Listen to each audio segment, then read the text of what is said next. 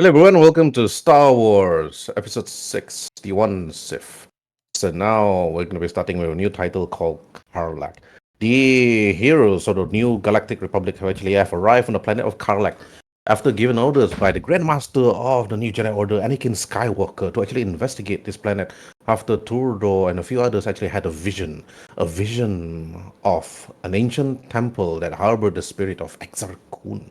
And Exar Kun actually told them about the coming of Count Dooku and an army of the One Sith. So before that could actually happen, Turdo and the others actually asked the Jedi orders of the council if they could actually investigate and all these other three known locations, which was actually given to them: Carlac, Vantuin, Narkanji.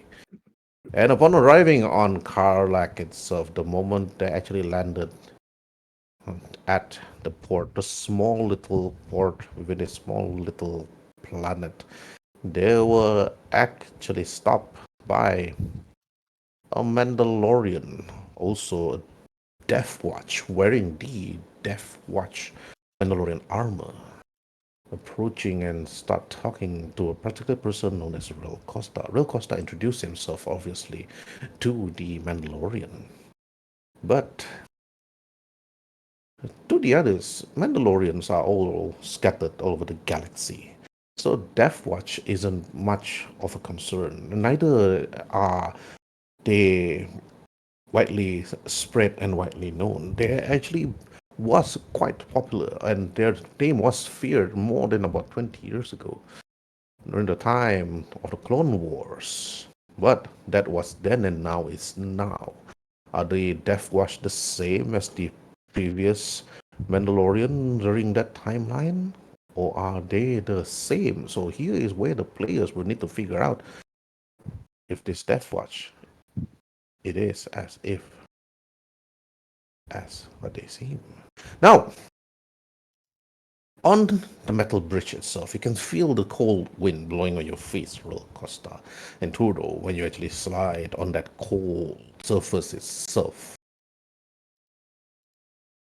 You feel the chill, but many of you are already prepared for this. You actually all prepared your gear, and you all actually wore winter gear just to actually prevent yourself from getting any hypothermia or cold. So, now, I'm gonna go straight towards right to left, Real Costa instead, and then after that. Then, Real Costa, on that bridge, you see the Mandalorian, helmet removed, a hood over his head, showing what seems to be a handsome man, young even, or perhaps even roughly in his 20s, or almost in his 30s. His helmet, of course, is never to be seen. He's holding a blaster carbine on his right. It's like with the proper firing control in order to prevent any incoming attacks or if they're actually untrustworthy of you. But Rel Costa, when you notice this Mandalorian, roll for insight, please. Still at the loading screen because you haven't transferred All us right. to the Okay. map. Yeah, thank you. Okay. I was too much into Theater of the Mind. Good, good.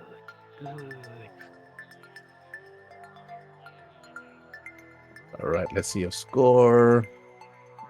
18. From the young Mandalorian's mannerism, the way he greeted you, the way he actually addressed you and the rest of the other party, you don't feel or notice any animosity coming from his looks. You can see that his eyes is like wide open. His nice bluish eyes, his like blue lips, and his slightly brownish blonde hair. And the man standing behind him seems to be eyeing at you and then looking at the rest of the group. He did actually introduce himself as Logain Albert and the Grand Mandalorian as Norvik Kalbuir.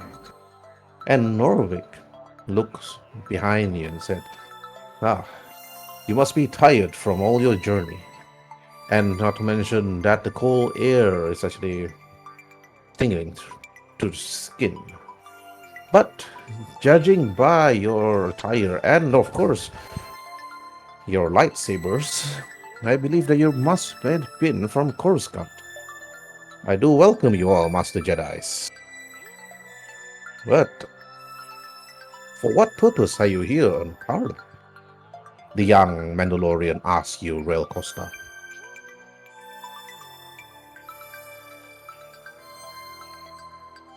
Rail. Muted? Uh, Oh, it's muted. Yeah. Rail He's Costa. muted, yeah. Oh, I'm muted. Oh, This is weird. Um, we're simply here to investigate something. Investigate. Did the council actually send a number of Jedi here to investigate about our small little village? Or what are you here to investigate for? Norvik asks you back.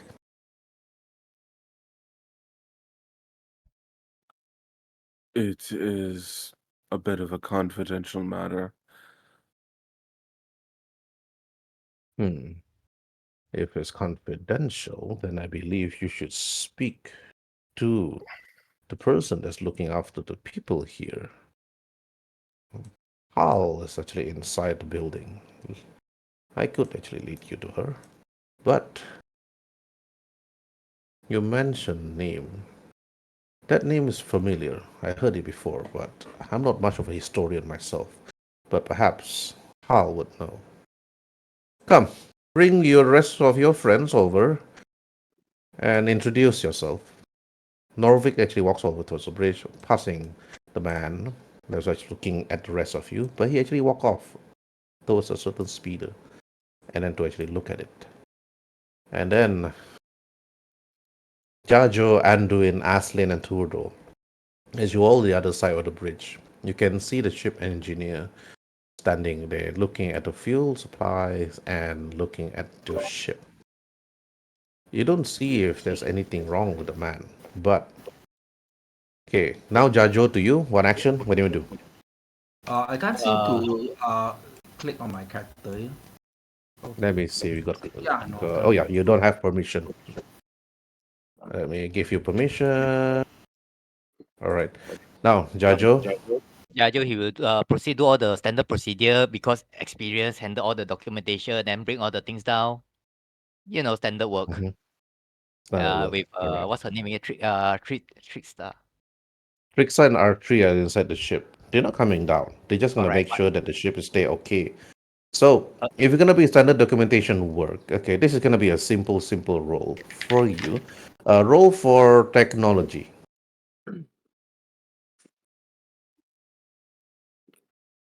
All right. Okay.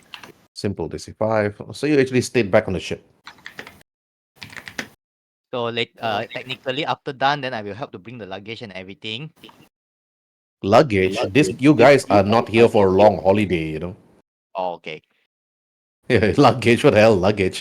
There's no princess or whatever. I don't think Jedi's carry huge luggage. Are you guys carrying like a huge luggage of stuff? it's Explorer bag. it's not a tropical paradise, so I would scratch that. The only luggage I bring is just food, batteries for the lightsaber, and survival equipment, and that's it. I wish this place was paradise. At least my guy can vacation here. But too bad, it's not paradise. This is not what he signed up for. He signed up for vacation, man. Okay. Well, there's no luggage, Jajo. Just small, simple Okay. stuff. Yes. So technically then I change. After he pack everything, he prepare documentation and say, okay, Jajo ready to join you outgoing wherever it is. All right. They follow Rel and then Norvik over to where his commander is. Now, okay. Now, Anduin, your turn. One action. What do you want to do? I'll just follow Aslin. Actually, I'm a bit confused the current update now. Yeah. What do you mean you're confused of the current I'll update? just follow Aslin first until I figure out what's my situation now. Ah, Halfway cabut last week. Yeah. You really need to watch the video, Roach. Sure, I asked you to watch the video before the session starts, so at least you can catch up. 1 hour of it, at least. The last 1 hour. All right. Okay, Aslin, one action to you. What do you want to do? I simply tell everybody to, including Tudor, because I am assuming he's, like right here, not right there. Yeah, I'm over here, sorry. I just simply tell them, we should be on our guard. We won't know what we're heading into, so be wary of any suspicious behavior, and worst comes to worst, we'll just signal the Jedi Council for support.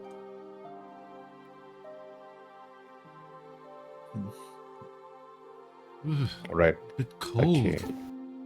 Now, Tudor, to you. One action. What do you want to do? Okay. Well, I'm wondering if this bridge will support my weight. Of course it will. Okay. You're not that heavy. You're medium size.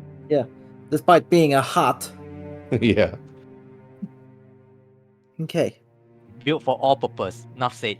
Okay. Yeah, the hut is a 4-wheel drive. Oh, God. Okay.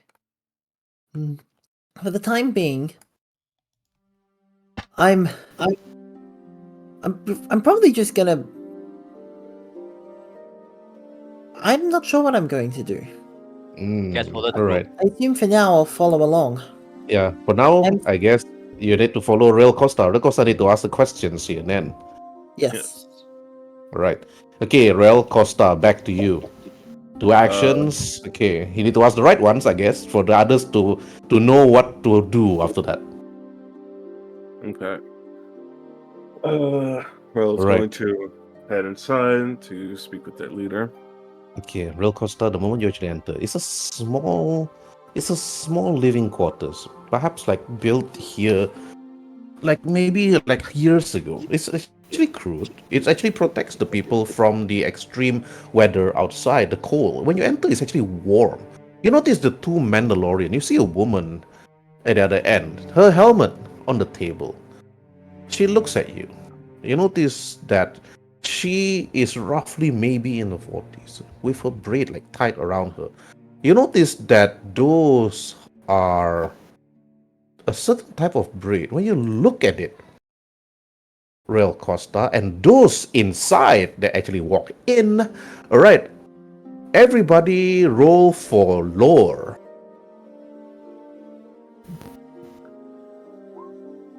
Fail, fail, fail badly, Tudor. Jajo fail. Okay, Anduin need to roll. Okay, Rel fail. Anduin last.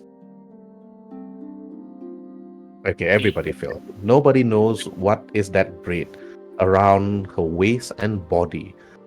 At first, you thought it was actually Jedi braids because Mandalorians sometimes they hunt Jedi's a long time ago. Then after they tied it as a form of like conquest, but these are not. These are not Jedi braids, but you're not too sure what it is. So the woman eyes the rest of you. Real Costa, she eyes you sharply. She looks at Jajo, she looks at Anduin. She turns her attention to Aslin, and then lastly to Tudor. And then she speaks out and said, in her voice, calm and yet menacing, intimidating even. And then she said, what is your purpose here on the Carlac? I don't remember requesting the council for any help or assistance. And your arrival actually startled the rest of the villagers and even myself. State your purpose here and your name, I remembered. My young ward here, Norvik, said that you're called Rel Costa, but you also refer to yourself as... What was it again? She asked you, Rel Costa. I said that I was part of Clan Tenno. Clan Tenno.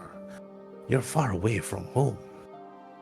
But why are you with them? With those 3? She refers to Anduin, Aslin, and Tudor, Real Costa.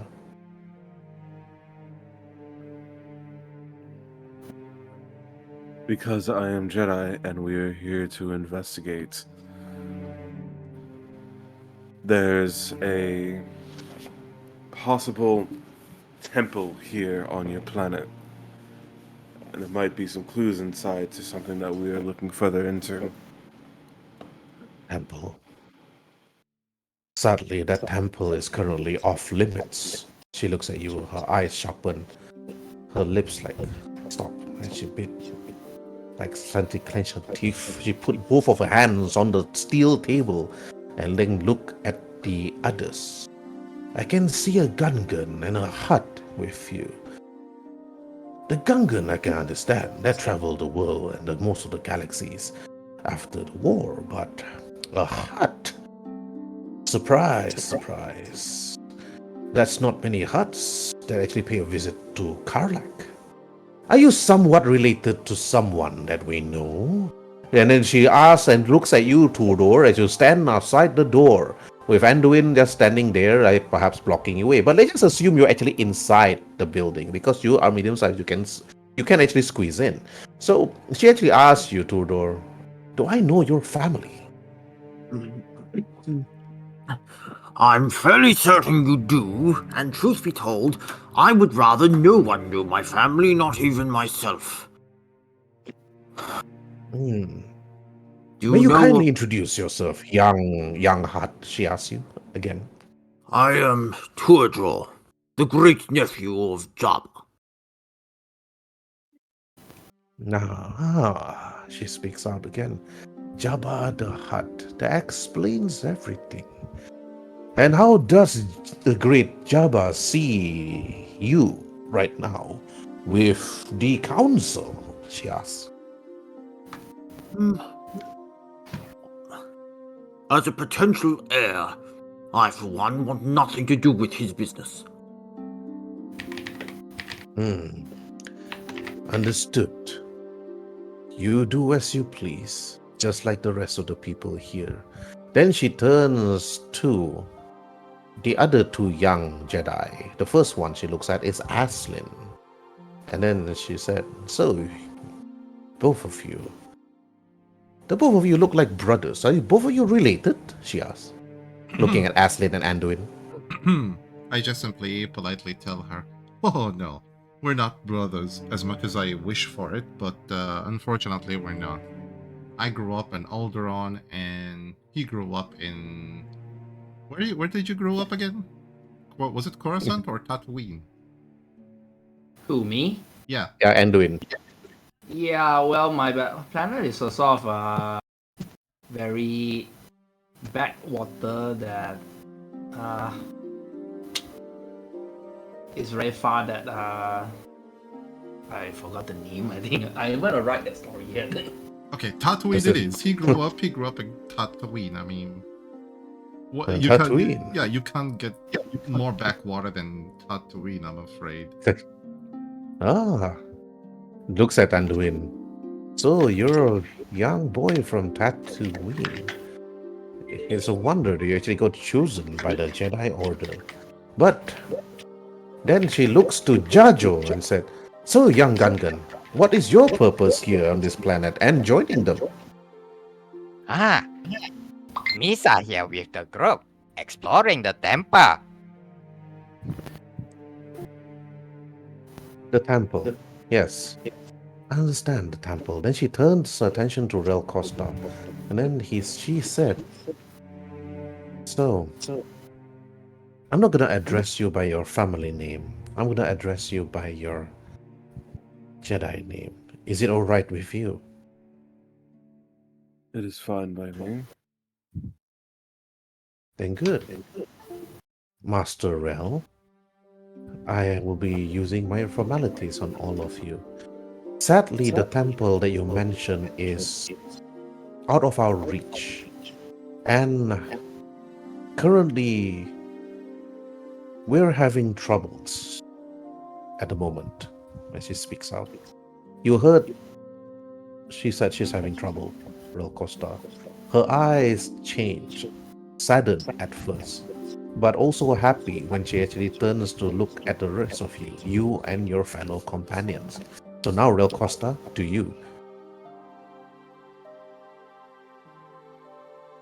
Out of reach. What do you mean? A few of my former compatriots. As you all know, we are still Death Watch, but Ever since the deformation and the fall of Vizsla, many of my brethren spread out and decided to actually do certain things that I myself am not so proud of. I protect, me and young Norvik here, we protect the people of this particular village. However, we are small and we are not spread out. Many of my other young Death Watch, they are at the current village where the main posts are. And part of my people, the Death Watch themselves, have stationed themselves inside that temple that you refer of. And I'm not too sure whether I have the power or the rights to actually tell them to actually come back. Norvik have went and then asked all of them, a few of them, to actually come back to our folds. But it seems that they follow a much stronger, more capable leader that actually follow a particular someone that would actually bring towards a new era. They refer to it as something like the Empire or something. So this new leader, he's a clone. He was a soldier for the Republic, and now he's leading these young wards of mine to actually prepare to actually go against this. I mean, your council. Sorry, but I perhaps said too much. And then she stops. Okay, Real Costa, do you one action? Then I move to Turdo. So it's less so that it's off limits and more so you've no way of saying what may happen if we are to approach the temple. You can approach the temple. You can negotiate with him. If he's willing to listen and willing to let you enter. They're only stationed outside of the temple itself. I don't remember them actually stationed further inside of the temple. The temple doors has been locked for quite some time. But perhaps you can reason with him. But I do suggest that you actually head straight towards the Mingpo village. That's also something else that I do not want to bother yourself, yours and the others. You heard what Real Costa. You heard what she said, Real Costa. And then after that, then Turdo to you. One action. So, from what I can gather, you have been having a bit of trouble lately. Yes, as you can see, our people here is few. Young Hut, do apologize. Master Jedi, she speaks out again. You can see we only have a few humans with us. Well, we're trying to actually protect this place from the Death Watch themselves. Sometimes they come in and they raid the village and steal supplies. But so far, the only thing they've taken are mostly food and drinks. Even some liquor even. But from what I heard, one of the village elders mentioned that they have actually captured 2 people from the Mingpo village. I'm not too sure for what, but perhaps you can actually head over towards the village itself and ask this chieftain. And if I personally would be more than willing to help you with this problem. I would have guessed. Norvik, will you be so kind? And Norvik just nods and then looks to the rest. I could ask Logan to actually prepare the speeder for all of you. And take it as a loan. If you want to help us, we gladly appreciate it. But Norvik speaks out. There are a few Death Watch recently joined the Clone Trooper. His name. I was thinking. I actually went to him, but he refused to actually speak with me. Norvik actually speaks out, and then he said he when I went over, when I mentioned his name, he said to me that his name is a number and did not and that I should not refer to him by his village name anymore and refer to him only as his number. He calls himself CT9690, and DM note, write that down. He refers to himself as CT9690. And then he told me if I were to come back again, he would capture me and perhaps imprison me. That was a few weeks ago, and that's it. But a few young fellow Mandalorians joined his side now. They saw that he would actually bring back the glory of the Death Watch like what it formerly was for the death of Visla. I only know a bit of that history, but nothing more. My commander here, she knows a lot about the history. But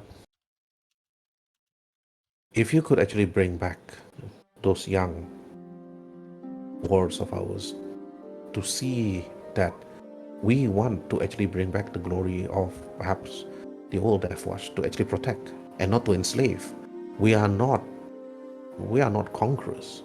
We refuse to see that. And I believe Hal herself wanted to actually change the name. He laughed and smiled. But we have a creed to follow, so we could not. And then after that, Aslin, you heard everything. You heard what Tudo said, that he's willing to head straight towards Mingfo village to actually help. So Aslin, one action to you. What do you want to do?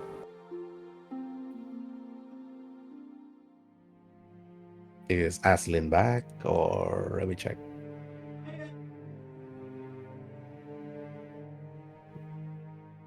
Alright, I'm gonna skip Aslin. Alright, okay. Anduin, you heard what happened. Okay, Anduin, what action to you? Nothing much. I'm still confused here. Confused? What are you confused about? Yeah, what is Huh? it actually? Yeah, suddenly talk too much. I lost where I am really. Okay. Alright. Okay, Alright. I just asked her this question. Haven't you tried to resist those Death Watch? I mean, they keep stealing, and it looks like you've just giving up on fighting them. We did, but we refused to actually shoot our own brothers. Would you fight a fellow rogue Jedi? Of course. They stopped being my brothers the moment they turned rogue. Alright. Okay. I'm gonna let Turdor and Rel Costa and Anduin to roll for that. The moment you mentioned that you will take down a former rogue Jedi instead of try to talk to them. Okay, alright. Rel Costa, Tudor, and Anduin. Okay, roll for wisdom saving throw. If you pass, if you fail, you agree with Aslin. If you pass, then you can roleplay against him. Yeah. Tudor is 10. Okay, that's a pass. Okay, Anduin, fail. You agree with Aslin. And Rel Costa got the highest. Okay. You can roleplay against what Aslin just said. Okay, first I'm gonna go to Rel Costa with the highest wisdom, then after Tudor. Okay, Rel Costa, you can roleplay back to Aslin after what you heard. There's no need to make it any more bloody than it has to be. If there's room for negotiation, as Master Skywalker and Master Yoda have suggested, that's a road that we should consider taking. True, true.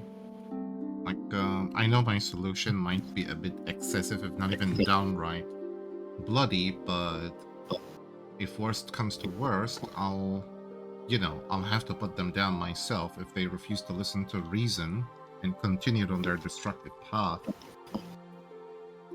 I don't argue with their lifestyle if they are not hurting anybody, but if they are hurting people around them, then they need to either change or stop.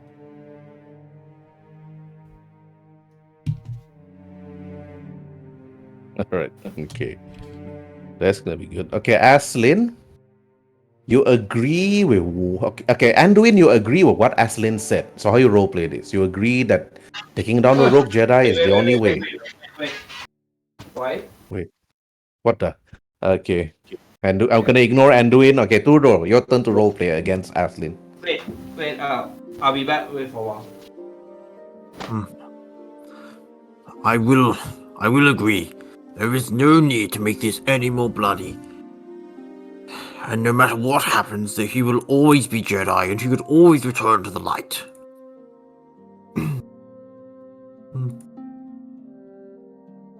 There is no need to strike in anger.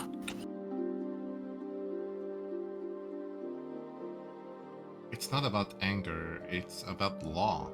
If the law of the planet is not respected, then all is lost. Wherever we go as Jedi, we have to uphold the law, regardless if it's the local law here of the planet and or even the galactic basic laws. They have to be upheld and respected, not ignored and trampled upon.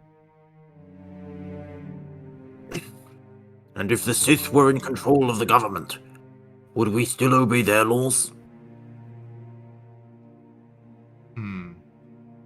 I think if the Sith were in control, we won't even be here.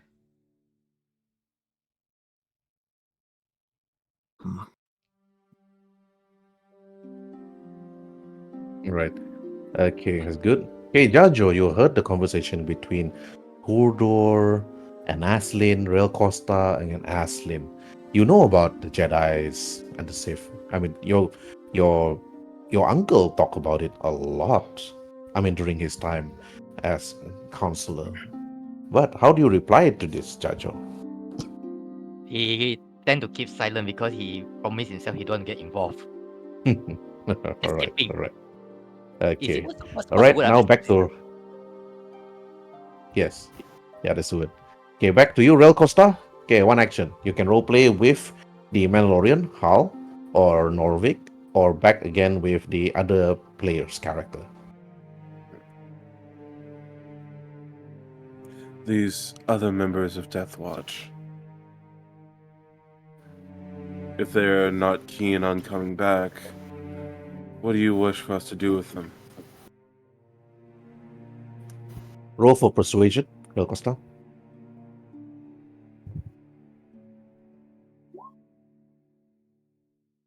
Hal Crystal sigh and looks at you, and she said, "If possible, try to bring them back. Try to reason with them. I hear that the Jedi's have powers of great persuasion, able to sway a young soldier's mind to change side to join them even. If you could do that. But he speaks out. If you are unable to, then at least give them a proper warrior's death of a Mandalorian." Norvik, you turn to Norvik, the young man, and he nods. His eyes sadden. Yes. If you're unable to persuade them, then a warrior's death is the only way to send them. But bring back their helmets and their armors if possible. That's the only way we will actually remember them.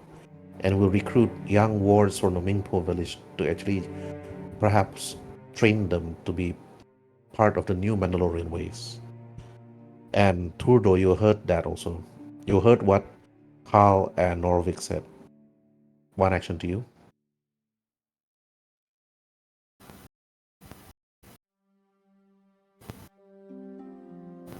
And Turdor is Here. I'm here. silent. All right. Okay, I'm back. Okay. What I missed? Nothing much. Okay, Turdor, your turn. Okay. So, we, mm, as you say, we should bring him in alive, if it is at all possible, and I'm sure that it will be. If you could, it would be great. He's an old man. That CT 9690. I mean, I don't even want to call him by that. His name's Vib. That man is called Vib.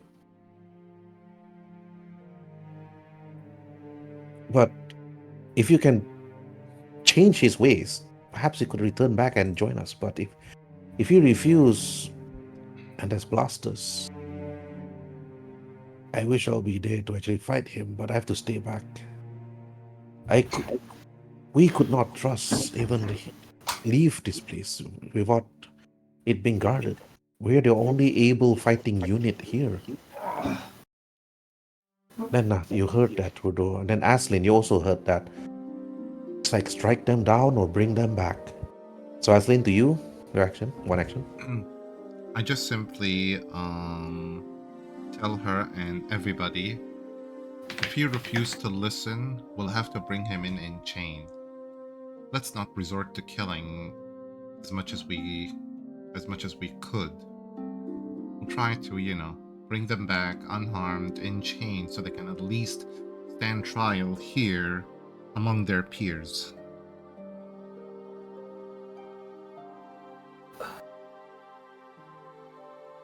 Okay. Everybody actually heard that. Hal actually heard that. And then she said, if you could bring him back, we will be grateful. But if you refuse, then we have no choice.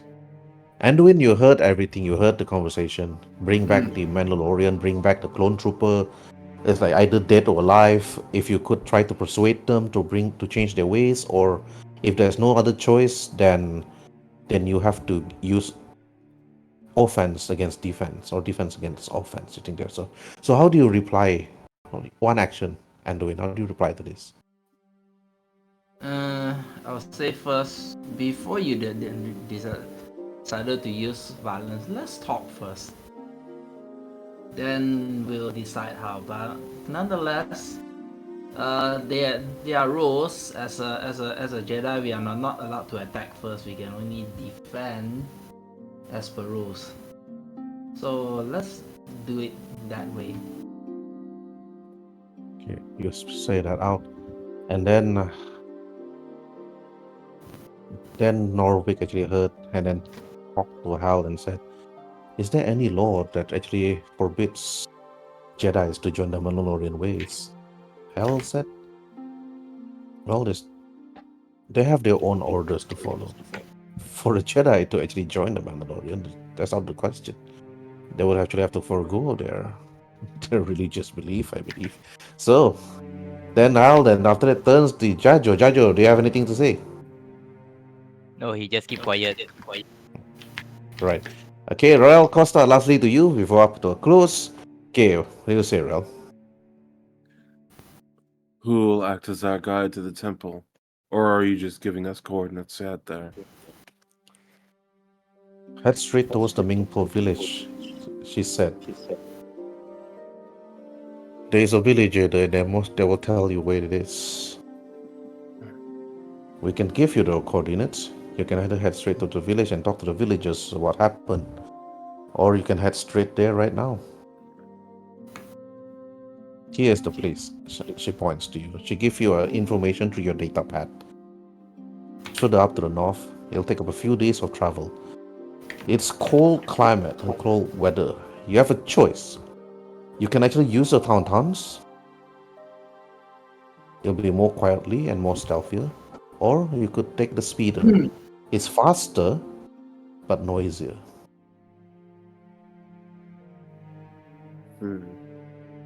Okay, Rel, to you. Your choice. Then I'll move to the others again after that, and then to you again. Or you can roleplay with the others now, right now. Who you want to roleplay with? Probably look back to just the entirety of the group. Okay, all right. It'll probably be best for us to head to the village nearby the temple first.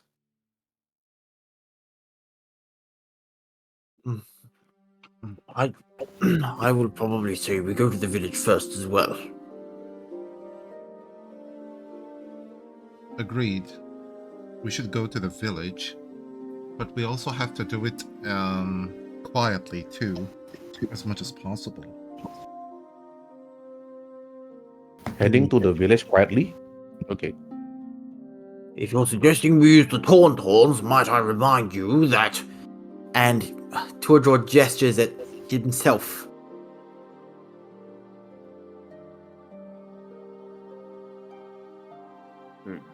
It's also a fact to consider.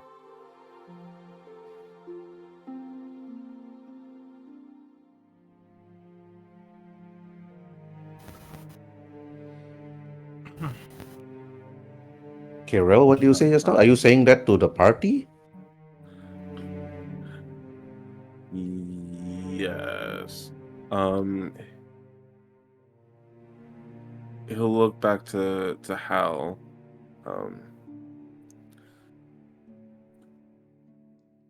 Do you have a large speeder that you can loan to us?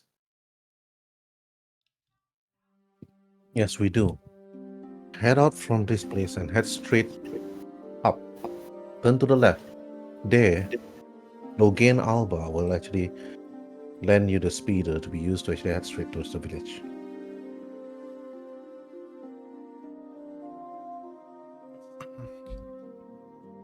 Okay, I think we should head to the village now.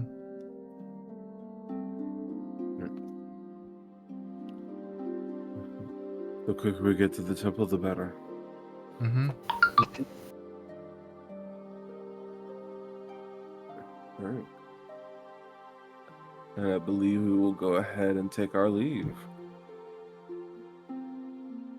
Alright, you exit the conversation between Hal and Norvik, and then head out from the house and head straight towards Logan. He's here. So don't stay in the house. As you walk out, you can see Logan there preparing. They're preparing the speeder.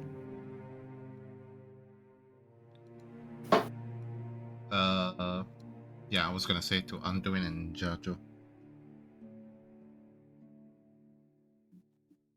I'm actually wondering where the Anduin go. Yeah, I'm here. Bye. Drag your character Right. near us. To the wait, Oh. sorry, let me zoom off. How big is this map? Oh shit. Big enough that you need to zoom out. Not so high. I am the one that zoom out the most because I need to see you guys. Wait, hold on, it's a little bit laggy. Well, it doesn't matter. Okay, you're making your way slowly there. Okay, as you approach the speeder, you can see Logan actually is kneeling, repairing it with some torches and a number of other mechanical tools. Then he turns to look at all of you and said, "Take care of this one." And just to tell the rest of you all, he speaks out. The village is a little bit startled, so don't try too much to intimidate them. They've been intimidated enough by the Death Watch. And yeah, try to keep it a bit subtle, alright? He speaks out. And then he passes you a key card for you to actually start the engine. And then the moment you all jump in, Tudor at the back, and then Jajo taking the wheels, and the rest of you actually are sitting closely together and then head straight towards the village, where the Mingpo people will be waiting. After that long conversation, you all actually arrive at the village.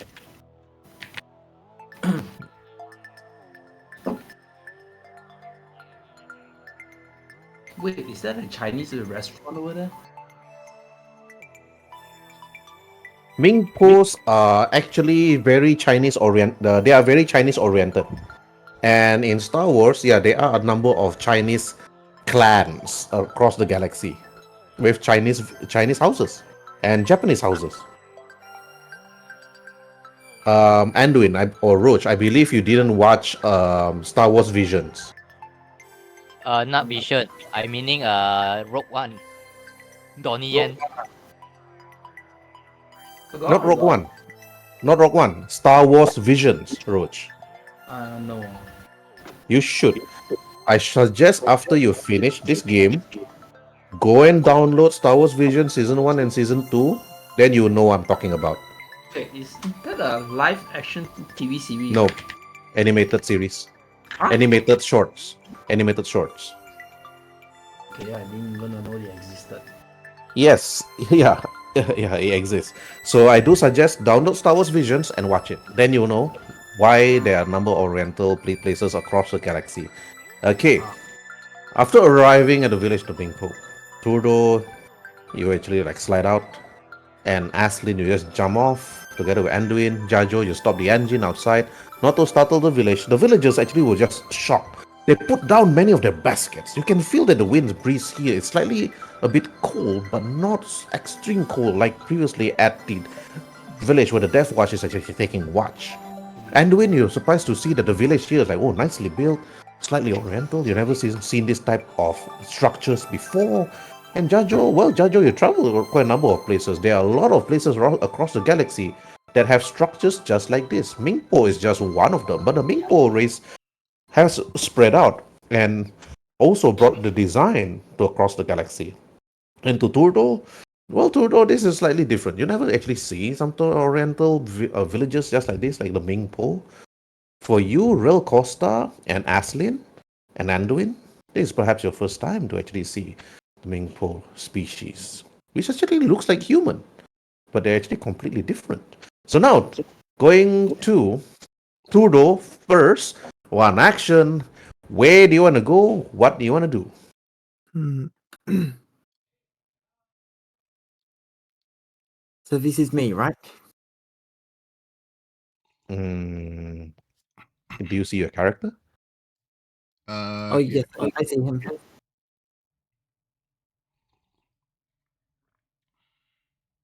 What do you want to do? You can roleplay with the party, you can walk away. So I'm going to say, So, first things first, we will most likely need some sort of connection. Someone we can talk to gain information. How about let's try the tavern first? Works every time. Agreed.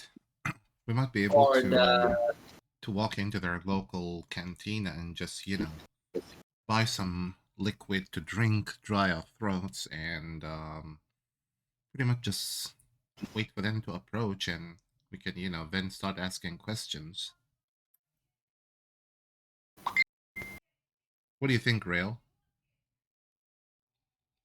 Might be best, yes. Let's not put them too much on edge.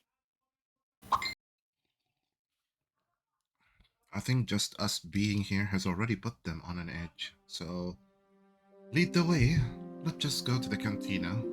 It's a bit cold in here anyway.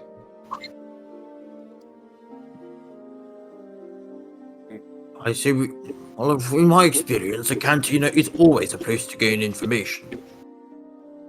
Exactly.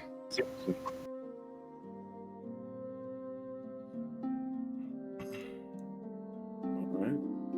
And Right, then around Trudeau is done. Kathleen, to you, what do you do? Just where is the cantina from my location? I will not tell you. This is your first time. I will not ping it even. Oh, okay. In that case, it'll take a while for me to guess, but I'm just gonna head towards here because all these places they look the same. So I'll just head to. Let me just. Oh, okay. No movement for some reason, so I'll just head towards this stall here. Actually, I'll head towards this stall and. Whoa, wait. If you are trying to find tavern or restaurant, how about just first things first is follow your nose first. Follow your noses. Okay, Yeah. and doing roll for perception. All right. Perception. Eh? Wait. Not persuasion, yeah? Perception. You're not gonna persuade your nose. Wait, wait. Did my broker click what works? Oh, normal roll. Okay. Right. Anduin, life on Tatooine have taught you how to survive. If all else fails, when you're lost, follow your nose.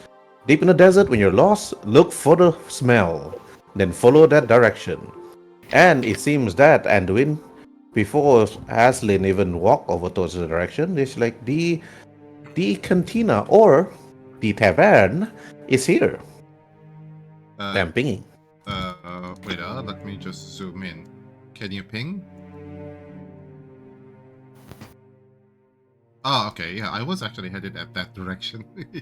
But that's just player assumption. yeah, In a yeah. JRPG, in every RPG, you always talk to NPCs and ask, where is the tavern? Then Yeah. they will direct you to a direction. You're Yeah, now I using was. meta, your meta, player meta and character is two different things. Yeah, Because you look, I was because gonna when you head it use, at that NPC so I can actually ask her so I can get you do realize that the nearest NPC is here, right? yeah, no, that is the nearest Yeah. NPC. Where I'm No, pinging. this is the nearest. Nearest is here. Hello. Hello. Ah, okay, Nearest is here. yeah. Okay. That lady in the You're house. yeah. I never spotted her. I saw only that stall. I'm like, oh, okay, I'll just ask the stall operator. This is just meta, okay? All because like player vision, when it looks like a tavern, players will always like assume it's a tavern. All right, okay. Now I give Anduin the chance to role play. Anduin, to you, you know where the tavern is. You follow your nose. So you have to tell the party members where it is. Okay, so which direction does it lead me to? Northeast near the river. Okay, northeast. I can't choose my character again. Are you sure? Let me check. Yep, yeah. Okay, let me give to you. Anduin. Eh. Yeah, okay. Alright. Alright, okay. Now you Okay, can move it. guys. Follow me. Northeast, huh? Mm-hmm. Okay, now Jajo, to you, what you want to do? He just follow behind the majority of the team. Alright, okay, you follow back. Okay, Rel, to you. Well, before we start something, let's fill in our stomachs first. I just simply ask the nice lady here as soon as I arrive, and I tell her, excuse me, miss, but may I ask a bit of your time to help us? Do you look at the lady? She's wearing some sort of cold wear, covering her face and her mouth with a long, thick scarf, even her forehead. And then she seemed to be heating up some sort of food or dough behind her. And then she speaks up, fellow villagers. Oh, I'm sorry. You must be new to the town. Would you care to buy my Ming Pao? What flavor do you sell it in? Well, the creatures of here, we let our hunters hunt them. So it's called the Ming Pao. So it's our local delicacy. It's only 5 galactic credits.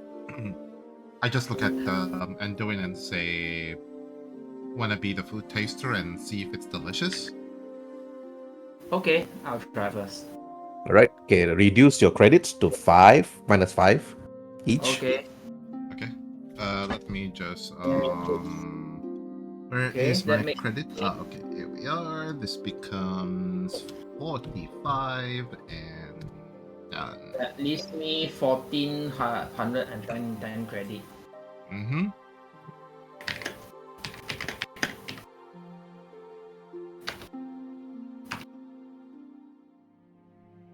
Alright. After you bought the Ming Pao, you ate it. When the moment you ate it, okay, roll for your Constitution saving throw, DC 5. Constitution saving throw.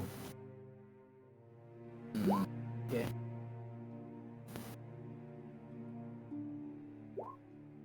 Alright. The moment you put your bite in, oh, it is delicious. It is actually exquisite. You've never tasted Ming Pao before. And not only that, you feel the savory taste. It's cheap and it's good. But I'm not too sure. And then the lady said, oh, this is actually from the creatures of the planet and also from the fishes of the river. But we make sure that we put them up in the steamy fragrance for you all to actually taste. And but you all don't look like tourists. You look like, she looks at you all both. I'm gonna roll a regular inside check, DC 15 for her. So that red is actually a fillet of fish. And then after, yeah, like a fillet of fish, something like that. So, and after that, then she looks, what, why are you here to look at Carlac? But we don't have much of people are here. Something happened days, days ago and weeks ago. I'm trying to make ends meet by selling my Ming Pao, but many of it was taken away. The Death Watch, they came and take all the food and supplies. Nothing much in the tavern and the inn. It's like everything is gone. We're trying to survive right now, When but there's many people come. he's like while chewing, he's like, when do you Death Watch come? Excuse me. When does the Death Watch actually arrives, or how long do they take them to come to your village and take stuff from it? Yeah. Now you're actually going to be rolling for a simple investigation check, DC 5. Okay.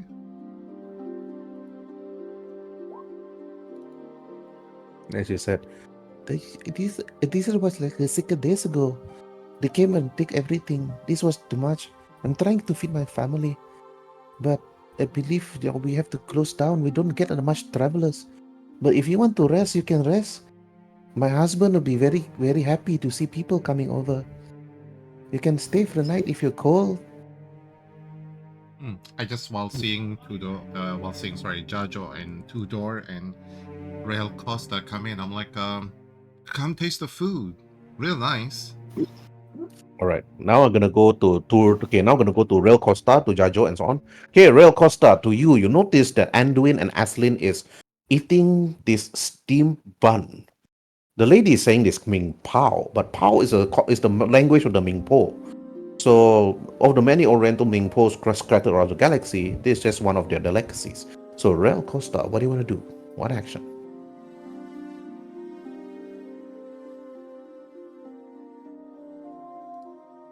Rael Costa?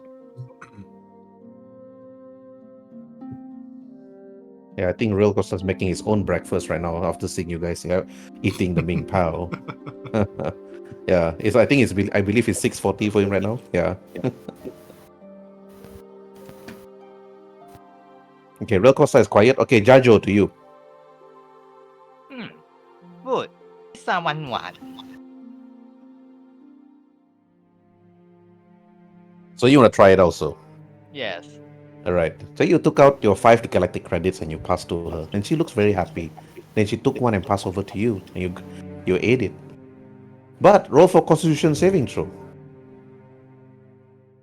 Just don't roll 1. That's all.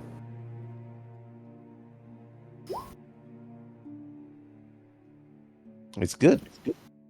The moment you bite into it, Jajo is like, oh, you can taste the fish. The fish you eat. You normally eat fish when you're a Naboo, but oh, this is good. So after you tried that, you can still role play though. Okay, what do you want to do? What do you want to say? Wait, take a few bites. Gajo impressed. Misa like it. Come, everyone. Try. Then after you said that, okay, Anduin, to you, one action, role play. What do you want to do? Well, since I ate, I'll like say, this bread is good. So actually, wait, we are here to find Death Guard, so I get back to the topic. I'll say, anyway, Miss, where do I find this Death Guard? I was hoping for a word with them. They jump from the sky They landed from the roof to roof, and then they grab what they can grab. But And which direction they jump from? roll for investigation. Okay. Investigation. Oh, submit. So you can make that. Right. Okay. She points to a direction. She points to right. Somewhere to the northwest. They come from the mountains, the deep mountains. It was misty during the time, so they jumped down on the roof itself. They grabbed the supplies, and then they jumped off again, like flew towards the sky. There was nothing much that we could do. How, But two villagers chased after them. But that was days ago. They never returned. They never came back. how many of I'm worried for them, them. if you can remember, how many Death Watch members were attacking you? Okay. Again, roll Investigation. for. Yep, correct.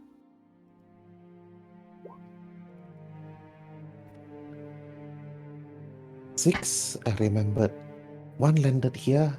One landed at my poor friend's house over the side of the river. And then the other near the temple grounds, and grabbed the credits on the floor. We actually prayed for the spirits to guide us. And further up, I believe the Tauntaun honor. Yeah, they tried to grab the Tauntaun, but the Tauntaun was just too much for them. So perhaps you can ask him. He's over here. He points to she points to the direction of the Tauntaun honor. Wait. So after that, while you were talking, I was staring at the river. I also sort of realized something. I asked the lady here. I say, wait, when is the last time that they came and took your supplies? It was 6 days ago. 6 days ago. And And two villagers went to chase, never came back. never came back. Well, 6 days ago. So that means that 6 days before the supplies that they don't took was they bring a cart along, or that they hand carry. He I said believe, spaceship. I believe they hand carry, she said. There's Hand carry. no carts or no ships. They jump from the sky.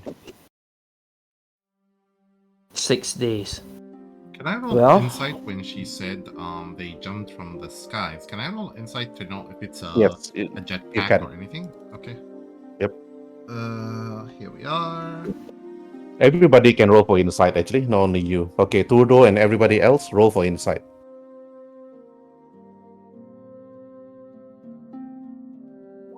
Okay, got 19. Turdo got 8. actually, Okay, Anduin 17. the Gajo, roll for insight. the last time that they came and took the Stop. supplies is 6 days ago. Okay, So alright. Okay, those with against DC 15 or inside. Okay, for Aslin and Anduin, you heard them jumping from the skies, but the mountains is very far away when you look at it. If you're using your passive perception, they can't be jumping with jump packs all the way from there. That means they must have jumped from a ship.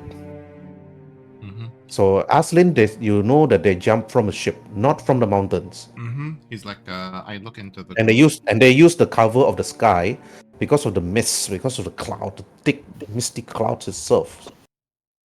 he basically look at the sky, notices how thick the clouds in, and he's like, he tells Rail and Anduin, he's like, you can easily hide the dropship in between the clouds and have your Mandalorian Death Watch use their jetpacks to jump off of it, making it look like as if you have jumped off the mountain. Crafty. Shows ingenuity and planning. I think whomever is leading them is a former clone trooper, from the war to be exactly, because this is no ordinary tactic. more importantly, if they are like here to steal supplies, and that was 6 days ago, so I would also assume that they'll be here anytime, or do we head not west, which is following the river upstream and see if we find them? Right. Okay, now I'm gonna go straight to Turdo. Turdo, 2 actions to you. Okay. So I've been hearing this. I'm thinking. So I'm thinking to. I'm gonna say. So they're using a dropship. That makes it a lot harder for us to track them. Have there been any soldiers who have not been jumping from the skies, you say, who have been approaching by land? But then, second thing, let's estimate. So they assume those that watch that they reach this place by jump pack, and they have to use the jump pack to fly back. So does anyone know how far one of these jump pack can fly before they need to resupply? Then we can estimate how far they are. All right, Jajo. Everybody can actually roll for technology regarding Technology. Mandalorian jump pack. Okay, technology, you say? Mm-hmm. Okay, Turdo fail. Okay, Anduin fail by 1 point. Oh, definitely. Aslan fail. Definitely fail for me. Yep. Jajo and Rel.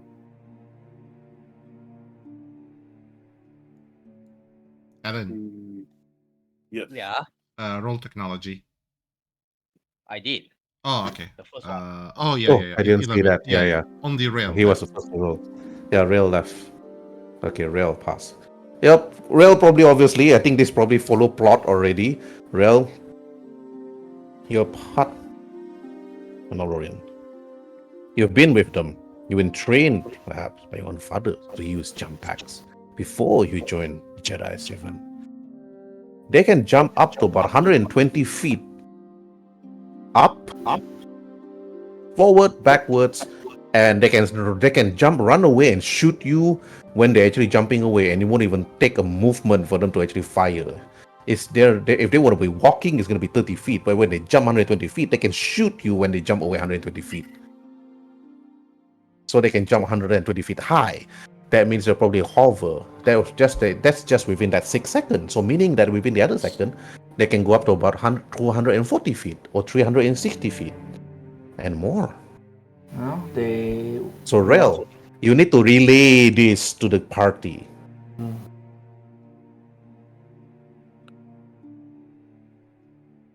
Short, I The think. Mandalorian jump jets are very specific and very potent. Can it cross long distances? About 100 feet or so. Then most likely they must have hidden the ship up in the clouds almost 100 feet or so, dropped off of it while the ship hovered over the village hiding in the clouds, made it off with whatever loot that they have stolen, and simply just went back up. Wait, if their ship is a hovering, we would have seen it. But if it's ground, then we will have trouble seeing them. But I'm going to assume if that watch is anywhere nearby, this river will be part of their water supply. So, well, at least that narrows the down our direction. We can try to walk near the river until we can see where they are, but the river could be even too big. And since if they have a ship, that means they could be anywhere alongside the riverbank. Since they stole recently, that means we have exactly 1 week to find them before they attempt to steal again. What do you guys think? Should we go and chase after them? Okay. Before we should, how about we scout the area first? Okay, when you mention scout the area, do you mention scout the village or scout the area towards the mountains? Scout the area upstream first. All right. Or is actually the on the to the northwest we'll be heading downstream or upstream actually? Upstream. Upstream.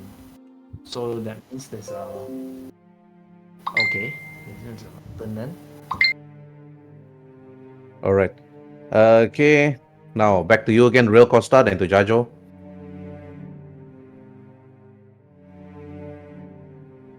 Real Costa? Okay. I'm sorry. Repeat that last line. Back to My you. audio kinda cut out. Yeah, back to you. What do you want to do? You heard that Anduin actually wanted to go up towards the north, towards the mountains. And that's it. So what do you want to do?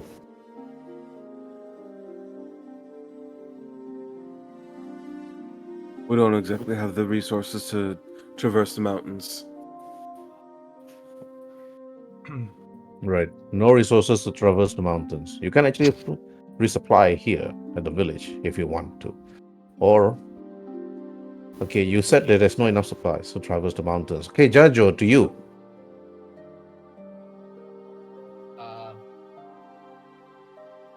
Jajo, you can see he crossed his arm, think, but can't really think of solution. Then suddenly he just say, then what do majority want to do? Do we just scout or just stay, wait for them to come? You can wait for that 1 week downtime, and then after that reduce your credits from there, and then not to mention you need to pay for your ship docking at the other side per day. It would probably be. It would probably be more beneficial for us if we scouted the area, Exactly. tried to find any remnants of Death Watch activity. Exactly. We can go ask the guy over there, and he points to the guy where the two animals are standing.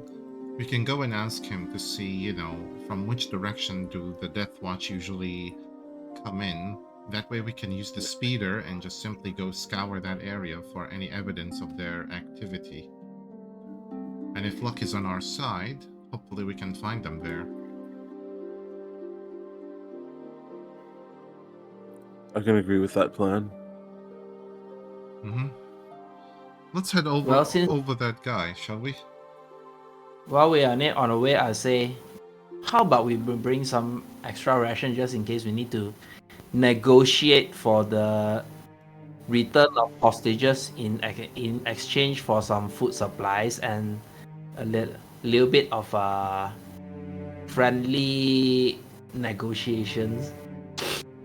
You can spend money to buy supplies if you think that could work.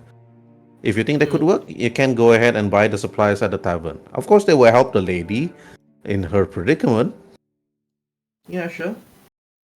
Okay. Then I'll stock in some of those breads for them. All right, you buy rations. Okay, rations not cheap, yo. So, how many do you want to buy? Let me go to rations. Okay, let's start with 2 cartons of ration first.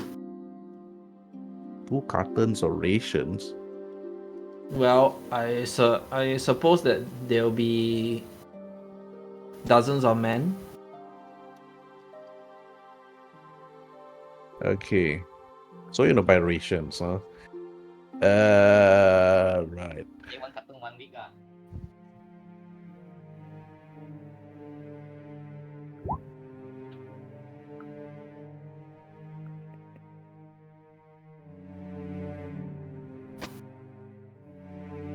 All right.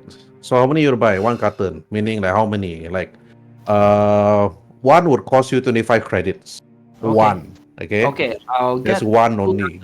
okay, then I asked if this miss could he loan me cart for the food. Ooh, roll for persuasion with disadvantage.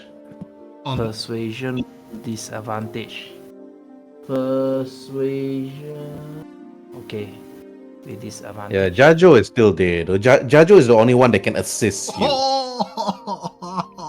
Wow! If I have not seen this, Holy I'm crap! If I have You not guys seen should. You should screenshot this, send it to Tabletop Central, and said this is Yes. what Anduin rolled. on Okay? disadvantage, no less. Yes. Hey, no, say, Miss, hey, sexy. Do you mind if I borrow your card for use? It works. It's the Oh my god! Sure, she's like sweating. Even though it's cold here, she was like, so hot. Like Anduin's like started to become like, hello. So, can I have full cartons of your rations on loan? And she was like, and the husband and the woman is like said, ever since you came here, you bought, you help us. I know you're gonna pay back, Anduin. You're gonna pay back, right? The Yes. the tavern keeper looks at you. Oh, Alright. don't worry. Well, my So he's intent- gonna give you. He gives you a week's supply of rations. A week's supply of rations for you to carry. He gave it to you in a backpack. It was heavy, but you hold that backpack together with Jajo and head straight towards the man, which is the farmer that's actually looking after the Tauntauns, over towards the northwest section where the other group of party is currently right now. Okay, after you bought everything, okay, you may need to write it down and do in your inventory 1 week's worth, okay, so they can actually talk to the Mandalorians because it's probably lower supply, you're not too sure. But now, Turdo, when you arrive at the man, you notice that he's actually wearing some goggles. He's an old man with long white hair, flowed back, wearing a winter's jacket. He turns to see the rest of you and said, "No, I don't think that you're all here to actually hire a tauntaun for during this cold weather. So you must be here for, I believe, information. Judging by the way you walk, you're Jedis, all three of you. So, he stares at you, Turdo.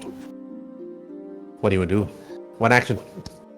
I would say you are very observant and perceptive. We do indeed seek information. Yes, information. But information is not cheap. How much you're willing to pay for such an information? Will that depend? What are you offering to? How much are you willing for us to give if we wish to receive? 100 credits should be suffice. I will admit that is. I'm tempted to bargain and say 50, but that would be rudely undercutting, I do believe. So, what of 80 credits instead? Right. Roll for persuasion. And then he looks at 80 credits should be fine. Very well then. It should cover my tauntaun's food and lodging. Okay then. Right, then he asks, so what do you want to know?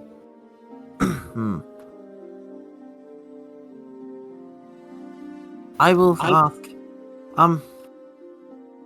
Would you happen to have information on the Death Watch attacks? We're hoping to stop them.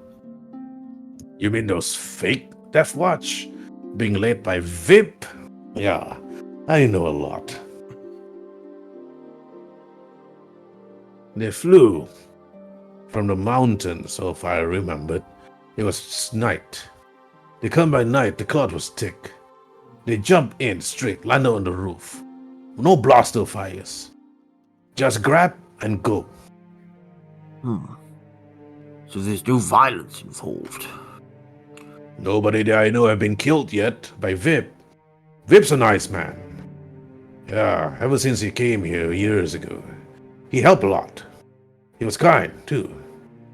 Helped the children, raised them up, teach them how to fight, how to use a blaster, try to protect the village. And then suddenly this man came and started talking to him. And then Vip started to change side. He started to actually see that his cause here was a waste of time. He said that this new galactic republic that we're actually being ruled over is a lie. That only the true empire will actually rule. I'm not too sure what he's talking about. That Banta Pudu, whatever this empire is.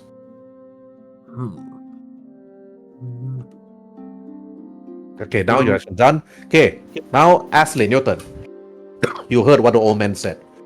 Tudo paid 80 credits. The man actually, alright, fine. I'll tell you everything. Everything he knows. But is that really everything? It's like he said, like, this clone trooper Vip was a nice man, trained a number of children up to a certain amount of age, how to use blaster, become normal militias, and then suddenly he brought these young people to actually join his side. And then after that, there was this unknown person that talked to this Vip and then swayed his mind and told him to actually change sides and start to actually attack the villagers, but no casualties at all. Marslin, what do you do? I just simply tell him that do you know where they would be, camping? If you know, that is. Do you know where they might Roll set for up, it. set up their camp or a close base of operation? And I'll be rolling Roll for... simple investigation, not persuasion. Oh, okay. Investigation. Investigation. All right, pass. The old man, the goggle said, if I remember correctly, Vip has always been fond of the mountains further to the north. He's been traveling there when he was here. He's been using the speeder back and forth, and then after a while, he stopped staying at his house. His house now is empty. That particular house over here, he said, he left, then never returned.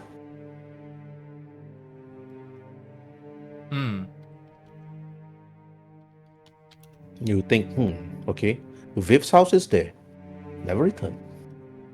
Decided to actually never come back. Now, Rail, your turn. Rail? Yes. Rail's deep in thought. Um,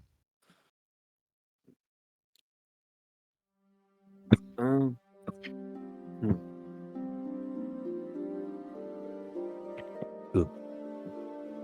Rel is considering.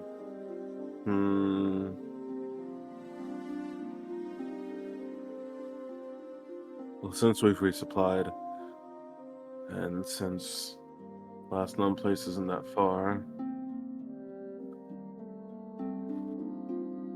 we could take a quick scouting trip to the last known coordinates that we were given.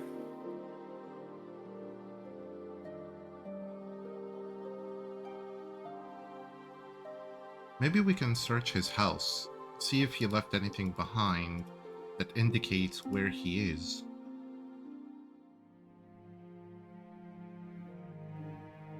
Perhaps, as long as we don't cause too much trouble in doing so. Indeed.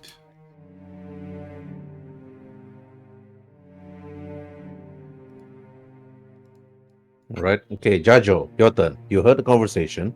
You were there. What you do?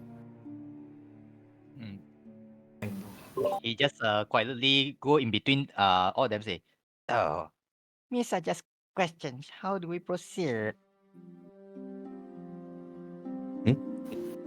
All right, Mr. Jajo is always like, how do we proceed from here? How do we proceed from here? Probably Jajo need to be more useful now. Perhaps you should be asking questions and help the party moving forward.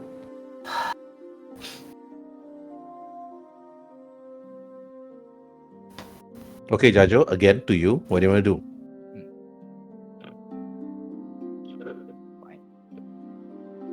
Then Jajo come in and say,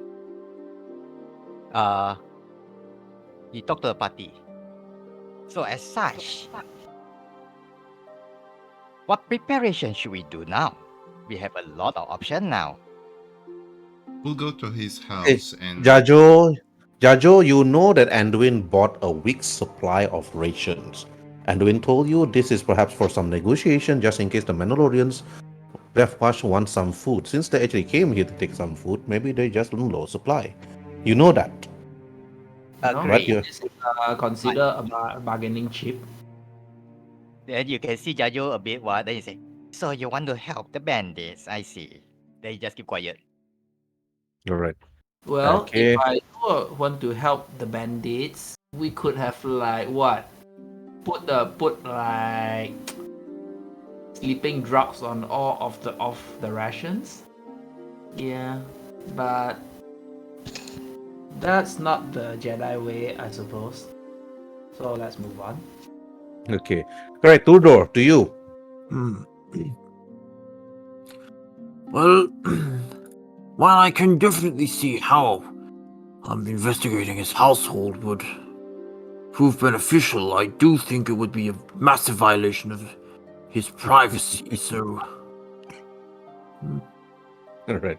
would we Massive have to ask violation of privacy. him for permission, or would we? Is there someone else who we could ask instead? All right. Okay, Aslin, to you.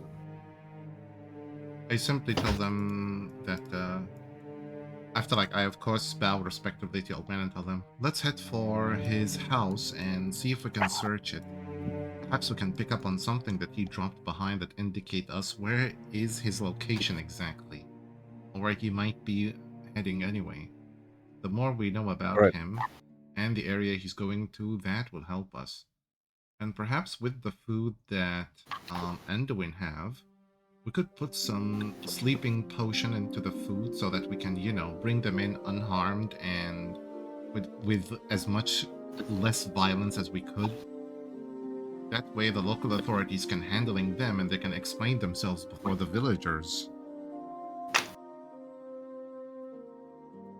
All right. Okay. You head straight towards the house first, then Aslin, then Anduin. Your turn. One action. All right, let's head to the house. All right. You head straight to house. Okay, Jajo, your turn. He follow, but you can see his composure not that good. Why? Because it's cold Because or what? no, because the way they're dealing the things. Okay. All right. That you have to brought it up in roleplay. I give you a No, chance to roleplay then. correct, but then he keeping himself. All right. Okay. Real Costa, your turn. Rel is following them to the home. He will. Let's see.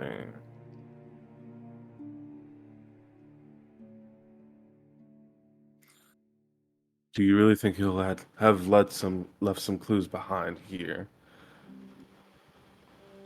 All right, Aslin. Mhm. You notice that the door is locked. You're unable to actually enter Vip's house.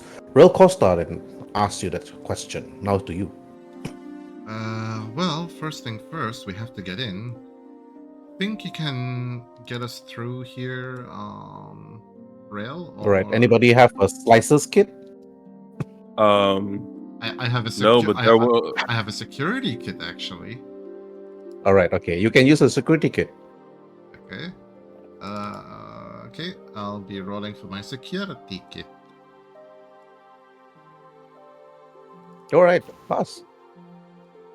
All right. Real Costa, Anduin, and Jajo. You're surprised to see that Aslin is really good with like putting up. He put a certain wires. He rip it open slightly, put some wires, and then start to reprogram it, and the door slides open.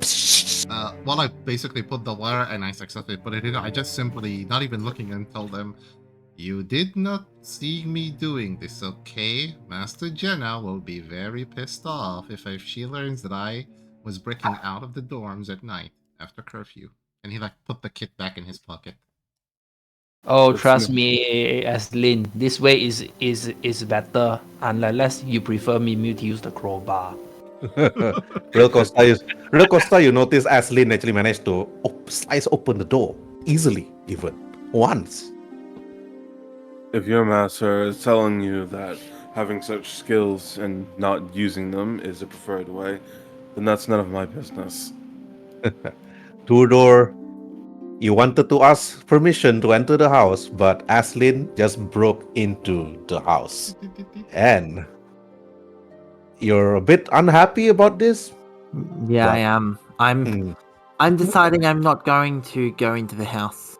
right, you just stay outside together with Jajo. All right, Aslin and also Real Costa. You're now at the living room area, not the bedroom. The kitchen is at the back. The living room itself, you notice that the floor is dusty and a number of garbage littering the floor. Like scattered data pads. You notice that there's a number of stuff on the floor. You look at the kitchen at the back. You're unsure how long is that food has been at the refrigerator. And now both of you actually need to go from one place to the other. Somebody need to go to the bedroom, somebody need to be at the living room, and somebody need to be at the kitchen in order for you to roll for investigation. I'll stay Um, here in the living room. Rail, do you want to go to the bedroom? Yeah, Ro will head to the bedroom. Well, you Alright. can check here. I'll check the outside surrounding area. All right, Jajo, you.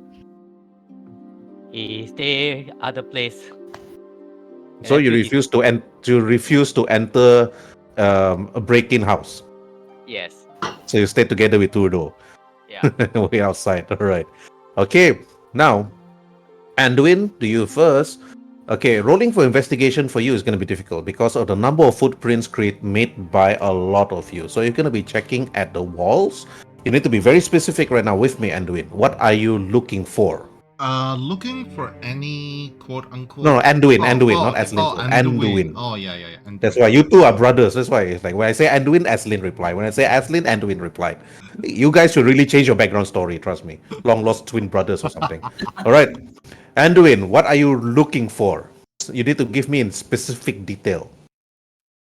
Okay, let's see first thing, do I see surrounding here, is there any blaster burn marks or any unusual tracks that no one passed by here? If it's gonna be unusual tracks, not to mention the footprints created by you and the others, your survival skill is gonna be the DC is gonna be very high. But then again, I'll let you roll for survival with disadvantage. Survival disadvantage. Alright. Give us another double nat. Another double nat 20. Oh no, it's a fail. Apparently my luck All is right, on. that's looking for footprints. Now, blaster fire marks on the walls. Roll for investigation. Investigation. Okay, fail. You don't see any blaster fire, nothing. The walls itself is still new. Not really that new, but you walk around the walls, you walk from the northern part, eastern, west, south, no blaster marks. That's it. All right, now to you, Aslin. What are you looking for specifically? Okay, I'm gonna look for anything that left behind that resembles a map with coordinates on it, and or his data pad if he had any that left behind a video diary that can help me narrow down the location of where he is or was headed anyway. Okay. First thing, you need to roll for investigation, and then our next one will be perception. Okay, this is my investigation.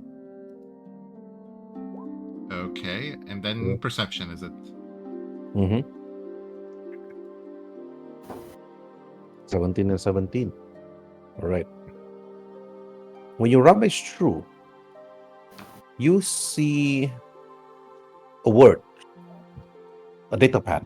You open it up. You try to open it up, but it seems that it's been damaged for quite some time. When you look at it, it's been recently smashed, as if somebody just stepped on it like really, really hard.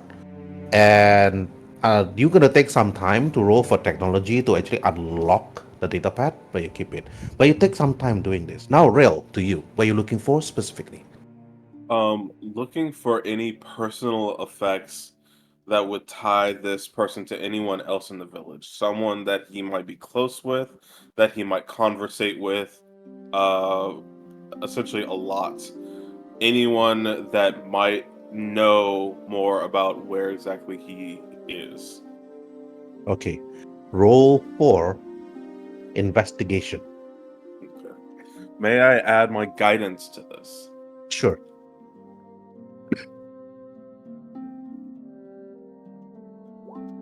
Mm.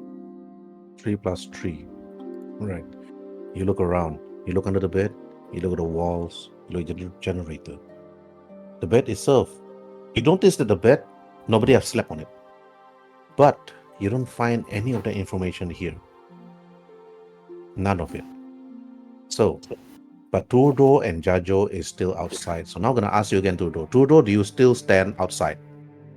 I'm not actually wanting to break into somebody's house. I will, however, ask, do you need an extra pair of hands or anything else along those lines? To who actually you're saying this? Aslin and to Aslin and Real Costa and Anduin. Oh, okay. I just simply comes out at the door and say, Tudor, do you have by chance know how to fix a broken data pad? Or at least extract any information from it? Jajo can hear that. Turdo can hear that. I'm afraid I have no clue when it comes to technology. I must apologize.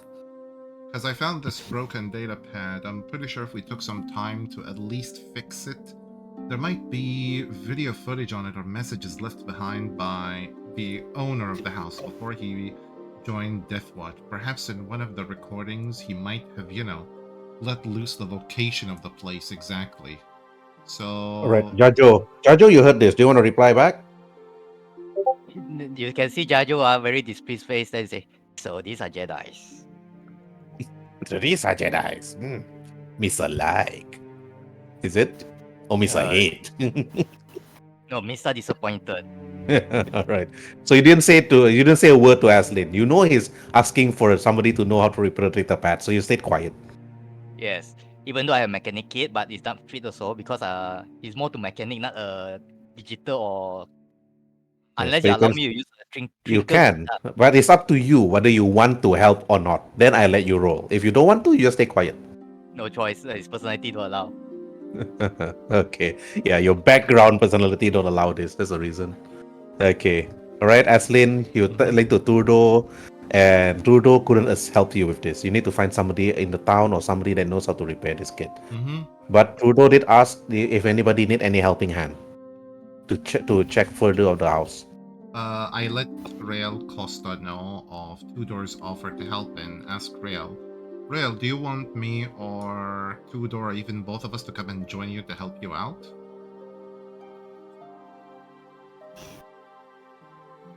Well, either one of you. I could use another pair of eyes. Okay. Tudor, we're gonna need your help searching the bedroom. So could you come in and give us a hand? Very well. And I mutter to myself in Huttese, I know I'm going to regret this. In Huttese.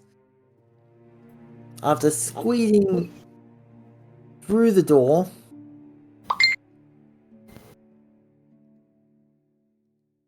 Okay, you squeeze through the door, then you slide your way towards the bedroom. Has anyone checked this room here? That's the kitchen. Ah.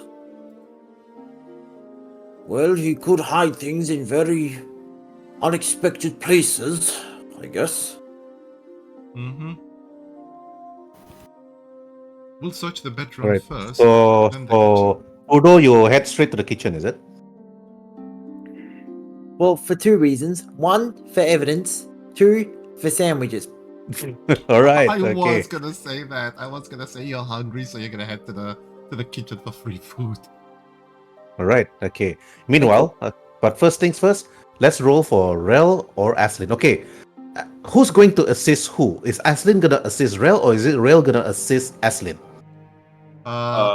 I'm gonna assist Rael actually, so I'll roll. You need to beat a DC 10 on investigation. Yeah. So I'll roll. You wanna use your inspiration? Oh Okay. It recovers every episode, so it's Yeah, you yeah, might as yeah, well. yeah, yeah, yeah. I'll use actually my inspiration. So here's again. Never. Ah! No, it's better here. It's better here, not in combat. That's what I say. I better lose it here. It better show up here, not in combat. So yeah. I'm sorry, Rail. You're on your own. Right, It's Real. You need to roll for investigation. No advantage to you. You may need to use your abilities again. Yeah. Okay. Let's see how all this goes.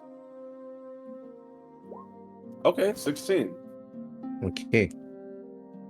When you look around, Real, with the assistance of Aslin's being clumsy, like going through, rummaging stuff, and it's not being thorough about it. But when you look through, you found used medicines, used syringe, used medicines, and it's actually under the bed sheets, itself, not really under the bed itself, but under the bed sheets. It's used medicine. But when you look at it, the medicine itself, now you need to roll for medicine check. Ooh.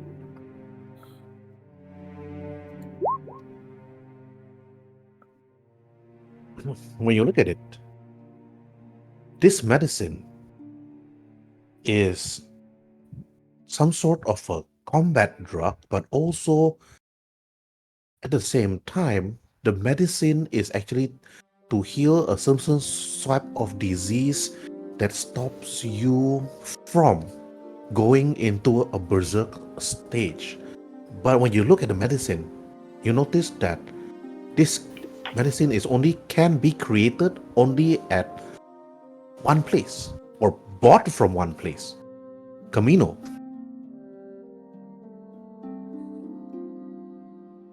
All right, but now, Tudor, roll for investigation.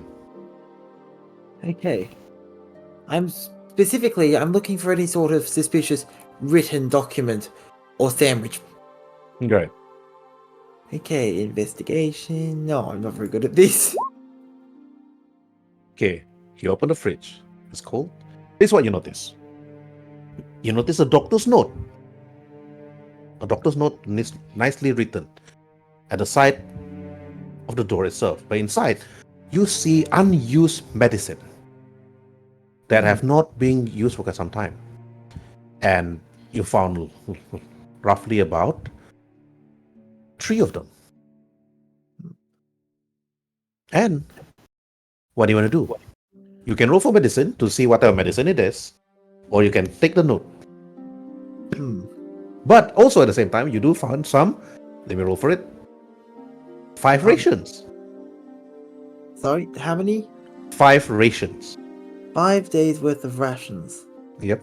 I'm actually going to leave the rations where they are. I feel like if someone I feel like the clone trooper that lives here would definitely need them more than I would, considering I have an entire fridge stocked full of sandwiches back on the ship. All right. Okay. So I'll leave the rations as is, and I'm going to look at the note. All right. This is what the note says. Your body is aging really fast. There's nothing much I could do about it. And the more you age, the more your bloodlust and your killer instinct is kicking in. This will actually suppress your berserker rage. And if anything, take this dose at least once a week. Overdose will kill you. Signed, Dr. Crow.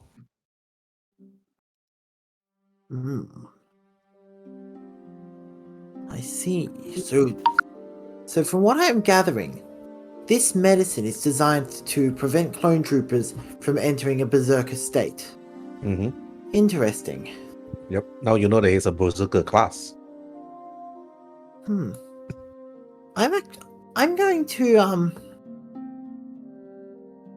going to close the fridge, and then I'm going to move over here. So I think I may have found something out. Right. The bad news is, there is no sandwiches. The good news is, I think I may have found a lead. I think Rail also found found another lead, but let's hear what you have found. 3 doses of unused medication within the fridge, and a doctor's note. The doctor in question has told the clone that lives here to take 1 dose daily. Was it 1 dose daily or weekly? Once weekly. Okay. The doctor told the clone trooper to take 1 dose a week to prevent him from going into a berserker rage at inopportune times. I imagined that whatever's happening, he's trying to avoid his berserker state. And DM, can I? Roll for insight, 3 of you. Yeah, I was gonna actually ask for more than that. Yeah. Okay. Rel, Aslin, and Tudo. Roll for insight. Okay, here we are. Okay, DC 10 only. It's a pass. Right. Now you know. That's the reason why there's no casualties in the village. Because every time when they invade and when they steal, the commander actually suppressed his berserker and bloodlust. Hence the reason why he gave the orders not to kill. That coincides with their raids. They only raid to steal food and medicine, trying to prevent themselves from going berserk and start killing others, even in combat. I look at Rail and say, do you reckon we can negotiate with them? If we could guarantee a steady stream of suppression to them, do you think they'll be willing to surrender? Providing them with the medicine that they need, maybe we can get them to peacefully surrender. I mean, Possible. Right. I mean, Alright, Rel, to you. It's Rel possible. Costa. It's possible, however, we're not exactly sure. That's the only thing that they're stealing when they come and raid.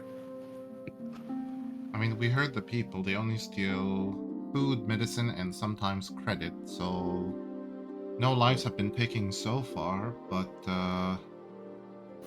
Guys, I go first. Like the team, my phone already start beeping already. Oh yeah. Okay, take care, man. Yeah. I mean, I could If anything, Yeah. we'll tell you.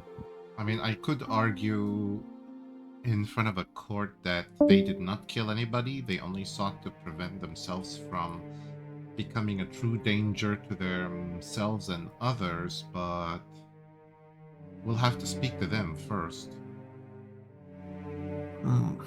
Let's just get this data pad fixed. Maybe we can try someone in town if they can fix it and learn of their location. We can just go there and negotiate a settlement with them. Hang on, don't we have an engineer within our own group? Oh yeah, Jajo. Perhaps he'll be able to fix it.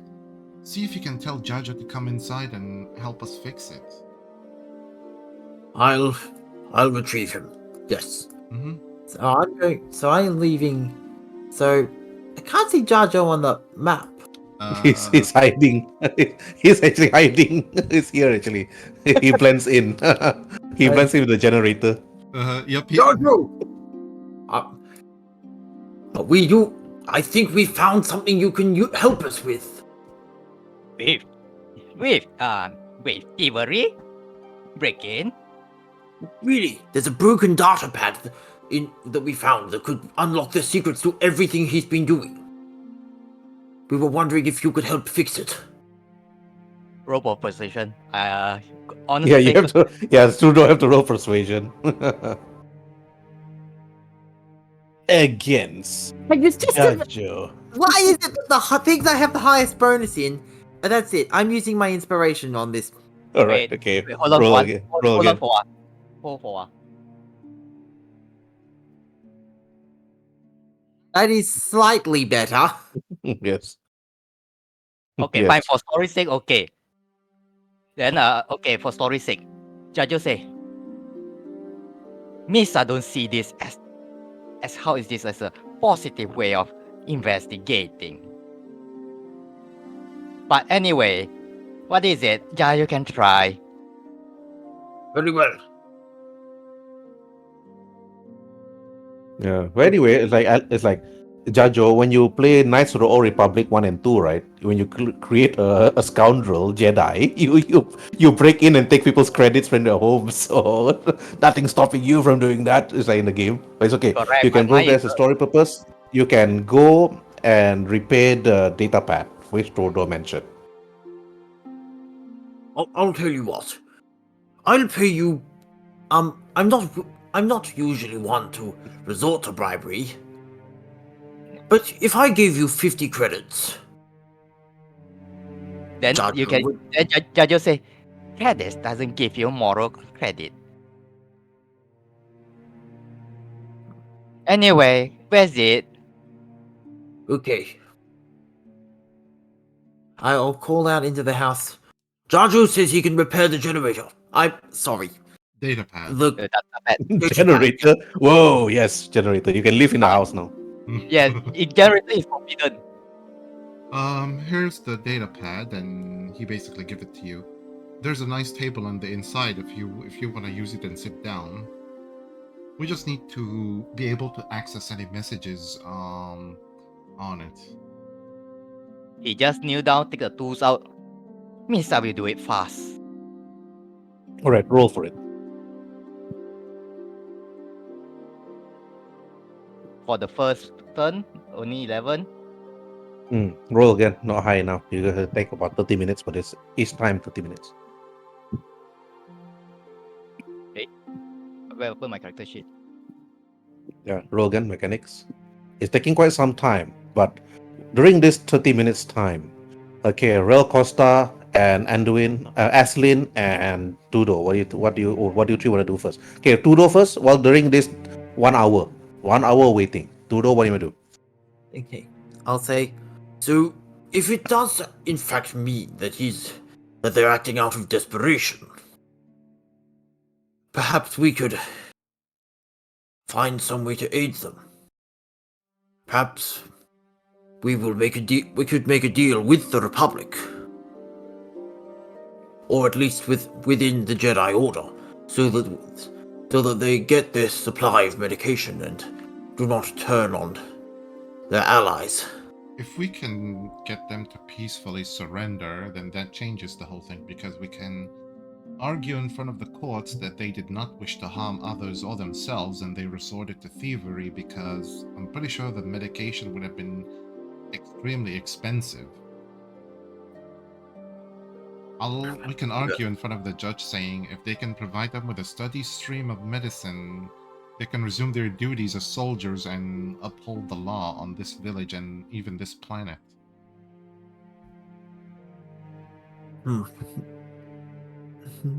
Because remember, they were soldiers for the Republic, and the Republic owes them a debt of gratitude from which it can never be repaid. Well, not Alright, counting okay. what they did to us 19 years ago, but let's not split hairs. Okay, Rel Costa, what you bring in to this conversation regarding this clone trooper? It may be difficult for us to advocate for them to get regular medicine and food. However, I suppose if we can bring them in and advocate for them, then that will solve that problem. But only if they assist us in entering into the temple. We'll just have to, get in touch with them first and see if they listen to reason. I mean, the way that I see it, if one of them has this condition, then it's safe to assume that others like him might have started to develop similar symptoms. Medication on this far the galaxy to even this planet, I'm pretty sure it's expensive to even import here. But let's just have hope that they might listen to reason. Perhaps. When was the last time that they had conducted a raid on the village? That'll be, according to the lady in the stall, 6 days ago. Yep. And And also Tudo, roll for insight, DC 5. Got it. Don't roll natural 1, please. No. I'm afraid. As long as I think, as long as No I don't natural get in that one, I'm perfectly fine. Right. And not to mention, Trudeau, you found that note on the fridge. A mention of the doctor's name, Dr. Crow. Is he local or is he from another planet? All very good questions to ask. So, and I'd like to I'm going to actually tell this to. I'm going to tell this as well. If we can, see if we can get information on the name of the doctor in question, Dr. Crow. Exactly. We'll just have to find the doctor and see what he has to say about it. This might Right. have been... Okay, Ashlyn. Mhm. So, Ashlyn, are you gonna re-slice the door and lock it? Since everybody is out, and we're done investigating, we basically got the data pad, found the needles, the doctor note, and everything. I simply asked them, do we need to search his house any further, or should I just lock the door again? Lock the door behind us, I'd say. Lock the door. Mm-hmm. I just while Jajo is doing his thing, I'll take my time locking the door again, reprogramming it with a tougher lockdown system, because he believes if he can break through it, that means any Tom, Dick, and Harry can now break through it. So he needs to make sure that the programming is tougher than ever. All right, then roll for it. Hey, Slicer Kit. All right. Well, you took some effort. Then you close the door. You lock it. There was a time when Jajo, when you actually repair the data pad, you can see words and then an audio recording after that. Jajo, what are you gonna do? After decoding, he said, I have decoded. Miss, I have decoded. Miss, I'm gonna view it. You guys just open yourself. He walked to the side. So who do you pass it to? Tudo. Because Tudo don't Okay. Mm-hmm. All right, Tudo, you look at the data pad. Okay. Written in words, written in the Galactic Basic, and also in audio. What do you want to do? So, well, since I don't speak audio or what did you say that language was? There's an audio language and Galactic Basic. That's it. I'm going to choose Galactic Basic All right. because that's the Okay. language I know how to speak. All right. Audio language is not an alien language. It's just an audio language. So, As in, Oh, okay, so as in voice only. yeah, voice Oh. only. So Galactic, so there's a text-based and a voice-based. Yes. Okay. I'm going to choose the text-based. All right. Okay. You choose the text base, and here's what's written.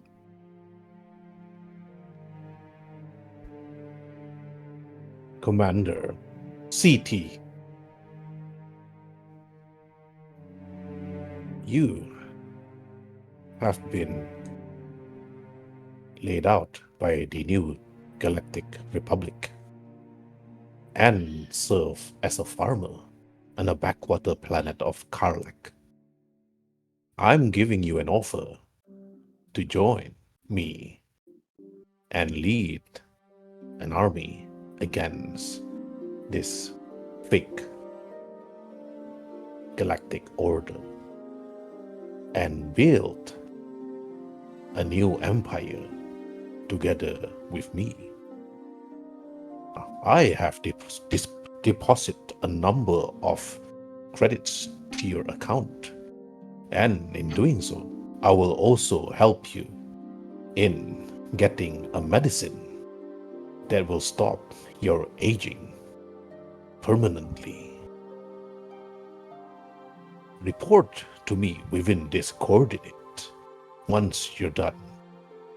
Get a number of young troopers at your side, and then I will send my people to retrieve you and bring you to see me personally.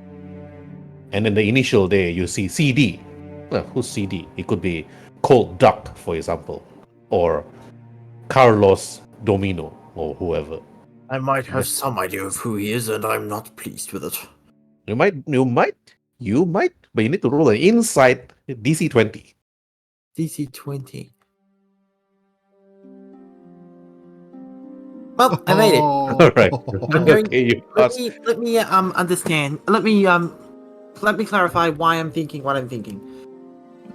He's talk about the flaws in the order, Mhm. as well Alright. as well as the initials CD, make me think that Count Dooku could be involved in this. Correct. Okay. I will say to them with worry, with obvious worry in my voice, this is not good. This clone trooper he's employed by Dooku. I believe that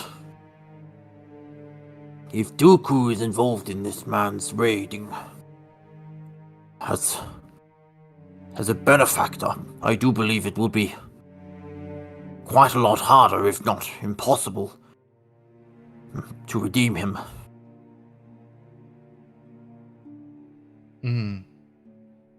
Well, Alright. Aslin.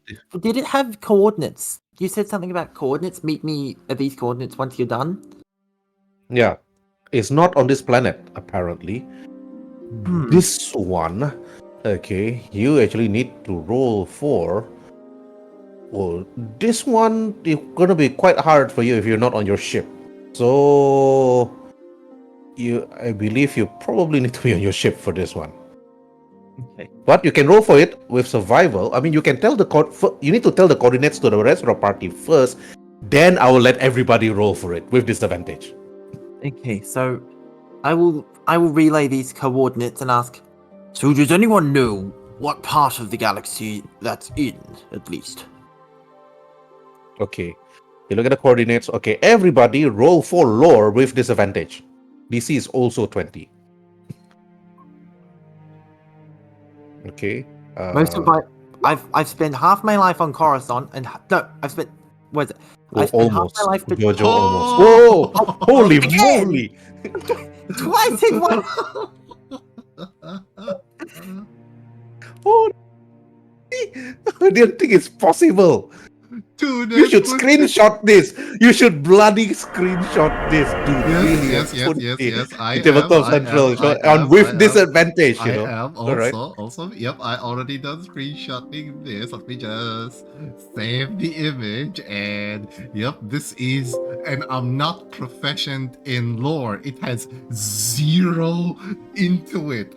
Pure nat 20. Pure 20. Mhm. I'm like one good look and I already know it's trouble all the way, like on the coordinates. So explain. I'll basically, I'll fanboy later. All right. Okay. You took a deep breath, Aslin. The moment you see the coordinate, you knew immediately this place is dangerous. You shouldn't. The moment you see this, roll for your wisdom saving throw. Otherwise, you fail. You'll be frightened. Okay, wisdom saving throw. Okay, you pass. You took a deep breath. You trained hard for this as a Jedi. Your master trained you to actually let go of fear and embrace the light. The place that this coordinate is at the unknown regions. But with these coordinates, you could actually travel there. The place is called Exegol. Let me put it here. I just simply, you just saw like his Aslan's face went from cheerful and level-headed into downright gloomy. Like just an ultra poker face is now descended upon And him. also, everybody roll for insight.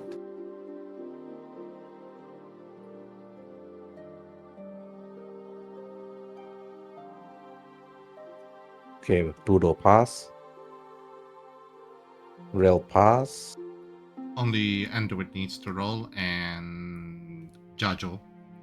Yeah, Jajo and Aslin need to roll for insight. Oh, okay. Is Anduin had to leave? Yeah, and we left. So Aslin and Jajo have to roll. Jajo, roll for it. Rolled, and I got a 10. I mean, sorry, Okay. 13. Jajo, Okay. Ellen. Ellen? Did he also left? I was muted, sorry. What was it? I was in toilet. I was in another call just now. Roll. Roll for insight. What the?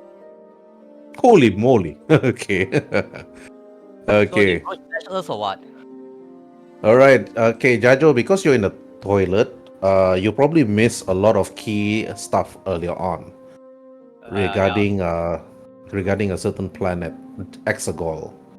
So Aslin Real actually know that, but you roll natural 20. Okay, you know about the place. You can role play this, so you have a bad feeling about it. And also Turdo, in your head, like a conscious in your head telling you also the words of the dungeon master, like speaking, like telling you stuff that this place is dangerous, and at your current level it's suicide. I see. Jajo It- first, he said, after he heard, he said, Jajo say this, Misa no like that planet. Bad sign. It would be It's- suicide to go there, I do believe. It's With our beyond. current level of It's experience. It's beyond suicidal because I know that place. I accidentally sliced my way through into the library during my first year into the Jedi Temple, to be precisely the Forbidden Zone, the Forbidden Section. Glimpsed into, the names and coordinates of certain planets that the Jedis are prohibited from visiting during their, their years, not without at least a fleet of ships. These coordinates will lead us to none other than the dark world known as Exegol. A world classified by the Jedi Council themselves as a dead world. A world that if we have to go and visit this world, we'll need at least 3 full-on Star Destroyers in order just to visit it. That coordinate is Exegol, a direct path to Exegol. We can actually go to it. But if you want to go into the dead world of Exegol, I'll draw the line right here, right now, and telling you good luck in your endeavor, because I will not go into it.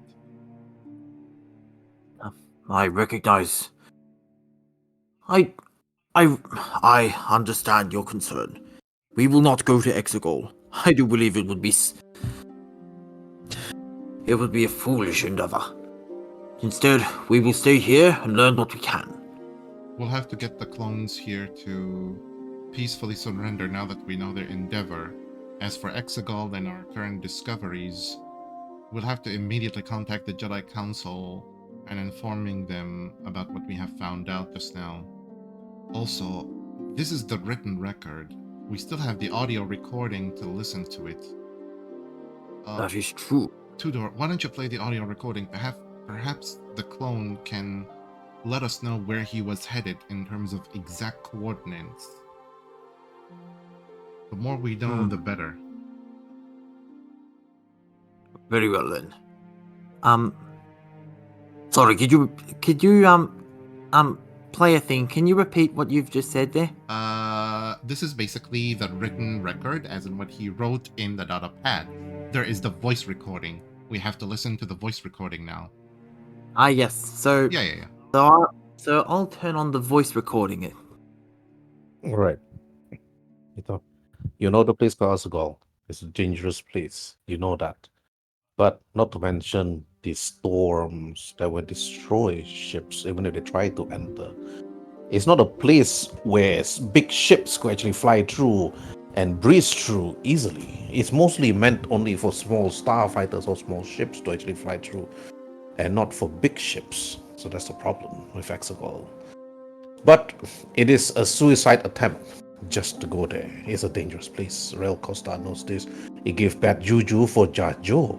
even. But the moment you heard that, you press the recording and you hear the voice of the Clone Trooper 9690. I acknowledge, Commander. However, I would need some time to gather the troops. I will need some time to actually acquire resources and supplies in order to make our long journey over to this particular coordinates. You heard that voice. For the time being, we'll prepare our ships and fly there whenever possible. Of course, if you were to give me what I want, sir, then I'll proceed with the mission. For the time being, I'll be waiting for one of the acolytes to actually accompany me to that particular location. City 9690. Over and out. And that's it. And that's the recording that you heard. Interesting. Means all their raids just now means that they still haven't gotten word from this supposed acolyte, otherwise they would have moved on. Which gives us a chance to maybe try and persuade them from even heading there. As long as the acolyte hasn't reached them, we can still reach out to them, convince them of the foolish endeavor. I don't think the clones don't even know anything about Exegol. Any information about Exegol was restricted to Jedi Masters with Council rank and above. I was lucky I wasn't even caught when I did this, what I did. Then we'll... Maybe we can try and reach them out. I look at Anduin, see him, standing there like us, space. Anduin just nods like, Anduin. Yeah, Anduin just nods and agrees with you. But you should be asking Rail Costa, not Anduin. Oh, okay. Rail, you're the leader of this expedition. What should we do? We have two choices. We can take what we have and go back to our ship and inform the council, or try and persuade the clone from the foolish endeavor now that we know that they're waiting for an acolyte to arrive.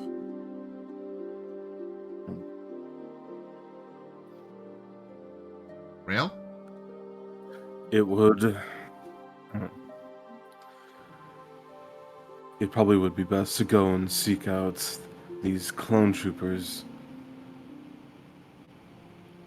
If we go back and try to notify the council, it may be too late for them to respond. I agree, but maybe we can do both. Anduin, take the data pad, the syringes, the doctor note, and go back to the ship and contact the council. Tell them exactly what we have discovered and inform them about Exegol. Give them the exact coordinates and tell the council that we are attempting to contact with the clones and that we'll try to resolve things peacefully. But do inform them that other clones might be suffering from the same exact condition, so they need to provide the medication to every retired clone trooper ASAP.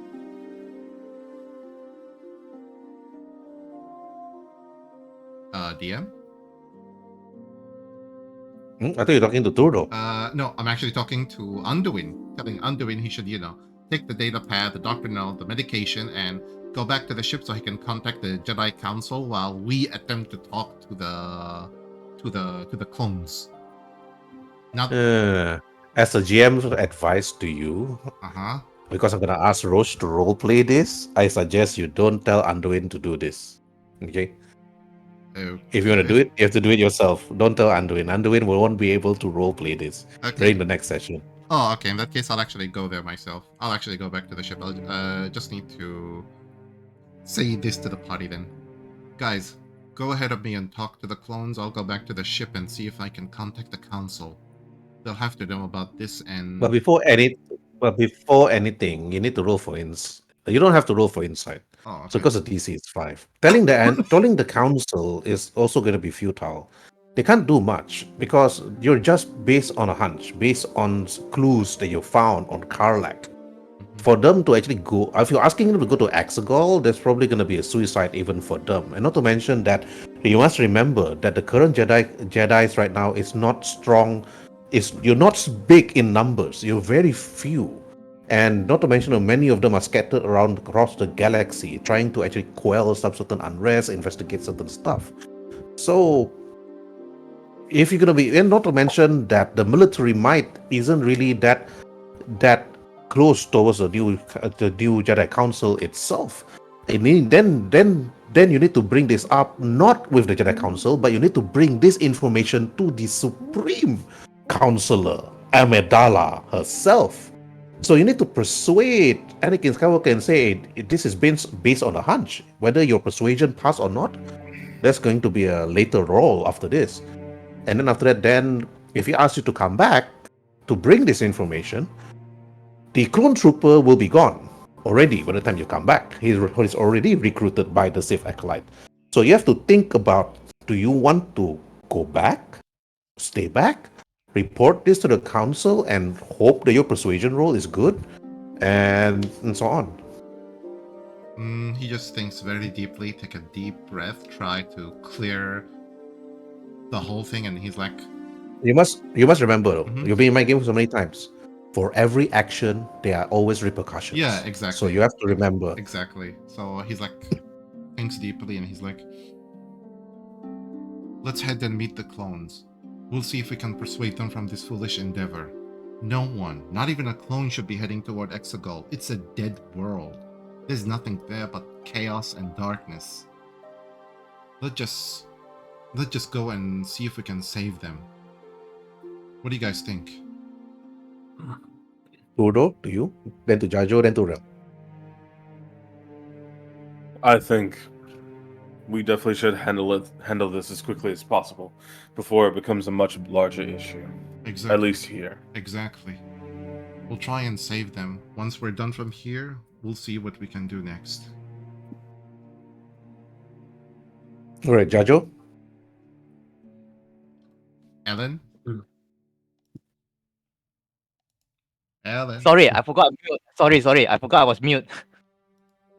All right, Okay. Jajo, you. Misa will just put his hand at his sideways and say, Misa will follow you guys. At least this direction is more reasonable. Then you can Misa just like tag along that kind. All right. Okay, Tudo, you.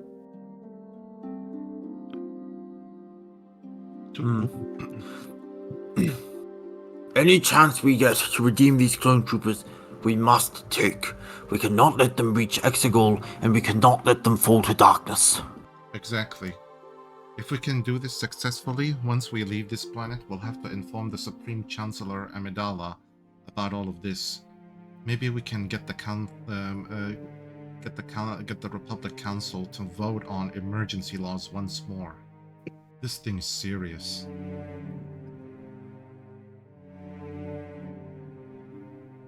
Okay, let's head to the northern mountains. That's where the villagers said the clones, the Death Watch, would be coming from.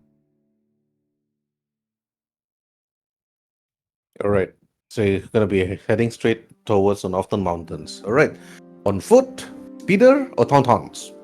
I would say we should player talk. I recommend we should rent the tauntauns, like the 2 tauntauns, Yeah. and basically 2 people will go ahead on the tauntauns ahead of us because they're silent, while we basically follow behind them on a speeder from on a slower speed to reduce the noise. Yeah, that'll probably be. What happened to probably the the best. so-called trip, the food, the ration? We'll take the food with us, like the food and the rations. We'll take them with us as well. And the wind will auto follow you guys regardless. Yeah, We can load all the supplies and everything on the speeder that'll be following behind. yeah, exactly. We'll put the supplies and everything on that speeder. The tauntauns and whomever will choose to ride them, they'll basically act like an advanced scout. We're just gonna All be right. following So behind. who is the advanced scout? And you need to choose right now. Who's the advanced scout? And the wind is out of the question. So he'll probably be in the speeder because he need to bring your stuff. It's heavy. Yep. Who is here proficient? I am proficient with perception, but anybody else? Not really I'm also perception. You need to be you need to be good in animal handling. Oh, okay. Animal I'm handling. Oh, I'm okay. I'm good with animal handling. Okay. In that case, I'll follow you on the tauntauns, and yeah, Oh no, only one person can ride a tauntaun. Remember, we're renting the you two can't. Yeah, okay. tauntauns. Yeah, So, we're renting two tauntauns. so who's right? So Rel on a tauntaun and the other one, Aslin. Yeah, that'll be me. The speeder All will right. basically follow us behind us at a slower speed to reduce noise.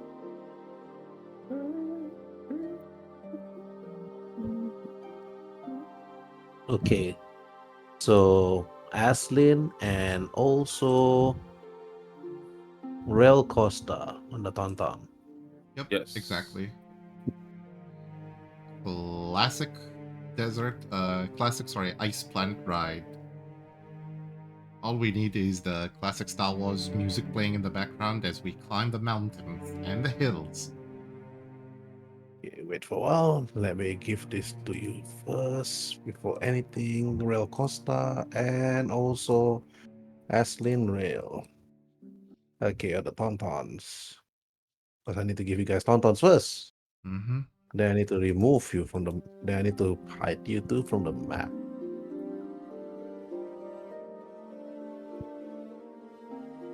Alright.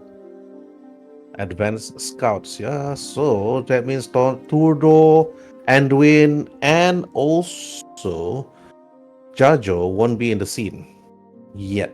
Mm-hmm. So I'll put them further towards the north, towards the southeast area. Okay. After traveling the snow-covered mountains itself, so you, Aslin, and also Real Costa. Roll for animal handling. Okay. Okay, yeah. Here we go.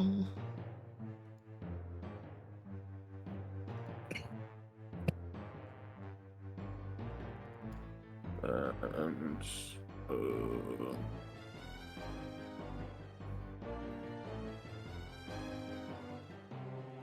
20 by 15. All right. Okay. Aslin with the blue dot. I believe Rel with the red dot. Mm-hmm. Got it. Okay, as the two arrive. Okay, Theodore, Anduin, and Jajo have not arrived yet because you guys still at the scouting. Mm-hmm. Okay. When you arrive, you can see the mountains actually leading up. The trees itself, the breeze actually like flowing, hitting your face. It's colder here.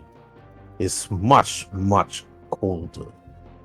As you both actually ride, you can see the tauntaun like ah, and then roll for Constitution saving throw for the both of you. DC 10 for now. Oh man. Ooh. Roll 1d6 damage for yourself. Holy crap. Okay. Alright. That's bad. Okay. Rel is cold. Roll 2d6 damage for yourself.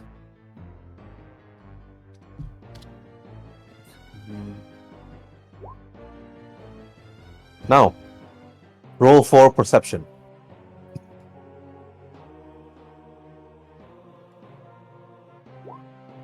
That's a fail. Okay. Real Costa, perception. 26. Alright, Real. The moment you actually ride a tauntaun, it's cold. You're shivering. You can feel it from the tauntaun itself. The HP for the tauntaun isn't that much also. These are not combat breed tauntauns. These are just riding beasts. So right now, even their HP is actually low. And they don't have armor, even. But they do have a 60 speed walking speed, running speed. You don't have to use your running speed. So, but Rail Costa, you heard something in the distance. You heard some sort of noise. When you try to actually make it, you're unsure what it actually is. But then you hear mechanical robotic voices. Then Then when you turn to actually peek from the side of the trees, you can see a droid floating, looking around.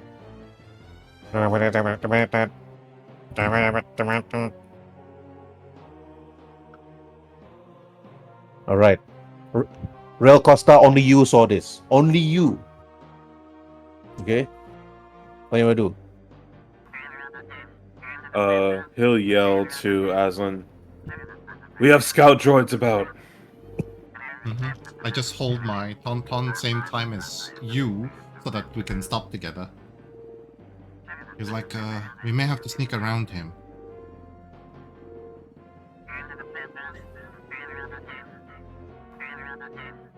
What do you think, Rail? Should we sneak around? There's no way in telling if there's just more than just one. Roll for perception again, both of you. I also roll for stealth at the same time Oh, okay. because I'm using their passive. Yeah. First is perception. There's my stealth, Okay, and pass. then Oh my man. perception. And my stealth is very bad. But my perception is high. Okay, when you turn, when you actually listen to their voices, they're actually communicating. All right, I'm gonna ask you two to actually roll for your technology skill to know whether actually what they're actually talking about in their binary languages. Okay. And you wish that RT is here right now. Fuck. Okay, Real Costa, you're hiding beneath the snow. You pull your tauntaun down. They're a bit terrified. These tauntauns are not combat bred. That's what you know. But in the distance, you can see another prop droid actually appear, coming from the northeast area. But from the language that you hear, you actually heard this. Scouting for any incoming Mandalorians or villagers. And make sure that the slave is actually well cut. Make sure that the slave is actually taking the minerals that we need for our travels. That's what you heard from the prop droid. Alright. Okay, do you guys want to stay stealthily and wait for Turdo and others to arrive? Because, well, their vehicle is going to make like that sound.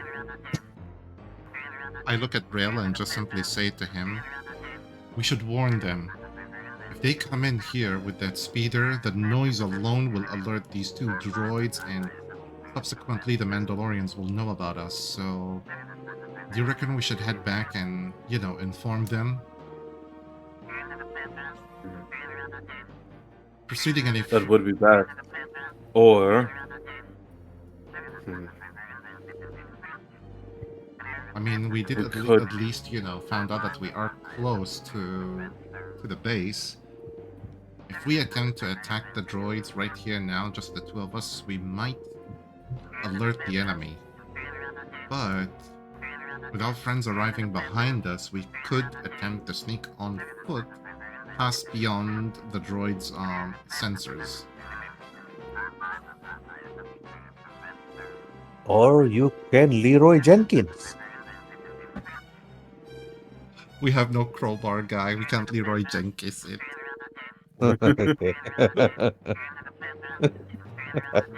All right, okay. If you guys want to communicate with others before they come through, you guys need to roll for... You need to communicate with them without being noticed by the scout probe droid. So you need to... Don't roll a critical one. Okay, that's all. Just roll for your technology skill. Okay. You go first, Rail. Oh, okay, good. Holy moly! Oh fuck. Wait. Let me just roll. Oh, okay. Or you inspiration. Oh, reroll a crit. Or you If use your you guys- inspiration. Yes, real Costa. You still go inspiration. Yeah, exactly. Reroll. Yeah. Yeah, I'll use my inspiration. Yes. All right, good. Pass. They didn't notice. Mhm. Okay, well, you have used inspiration already. Okay, both of you actually hit in the snow itself behind the trees. So I suggest you guys move here because this will give this will give disadvantage to their perception. Mm-hmm. All right, you two hit. You communicated to Turdor, Anduin, and Jajo Okay. Alright. Okay, Real Costa. Alright, Aslin, you got the highest in technology. What do you say to Turdo, Anduin, and Jajo before they arrive? I just simply tell them, this. Whatever you do, do not drive the speeder at top speed. There's detection droids everywhere. Stop somewhere, stop about an hour away, stop about the equivalent of half-hour away march from us, then just simply walk the remainder of the distance. Bring the food and the supplies, but leave the speeder behind. We have 2 sensory Very well. droids. Very well then.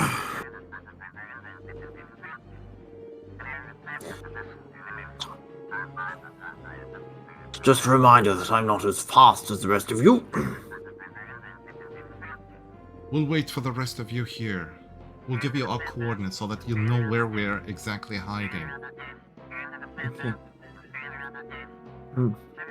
And he just gives you the coordinates of where they're currently hiding. Alright. Okay, after a while of hiding, Tudor, Jajo, and Anduin arrive. They put the speeder some way far. And then they got off. So I'm gonna hide this to say that the speeder is some way safe. Because the tree is blocking their view. And also their senses. Now, okay, Tudor, Jajo, Aslin, and Rail Costa, roll for your perception again. Okay, perception. Okay, I'm not pass. very good at sneaking around. Too snowy. That's it. Too snowy. Yeah, too snowy. Okay, Rail Costa pass. Let me actually check my passive perception. Oh, never mind. I'm 14 on passive perception. Alright. The prop droids went to another section of the map. But one of it actually went to another section of the map. One actually stayed behind. But Tudo, Real Costa, and Jajo, you saw two Mandalorians actually jumped from the hills, from the mountains, further towards the northwest, and then landed not far from the droids itself. Then you can see 2 of them landed, and they're walking. And the prop droid actually like moving around. They must notice us, I think. I f- He point to the direction so they can pinpoint the 2 Mandalorian and the droid. Yes. They're jumping from one side to the other. You notice that after they jump, they went to one section of the hill itself, and then you notice some sort of a trap door appearing right in the middle, and you can see them dragging 2 people out from that magical trap door, and you can see 2 villagers apparently taken as slave out from the trapdoor while the prop droid is just moving around. Okay, now going to Turdo all the way to Rel. Okay, Turdo, what do you want to do? I'm going to see if there's a I'm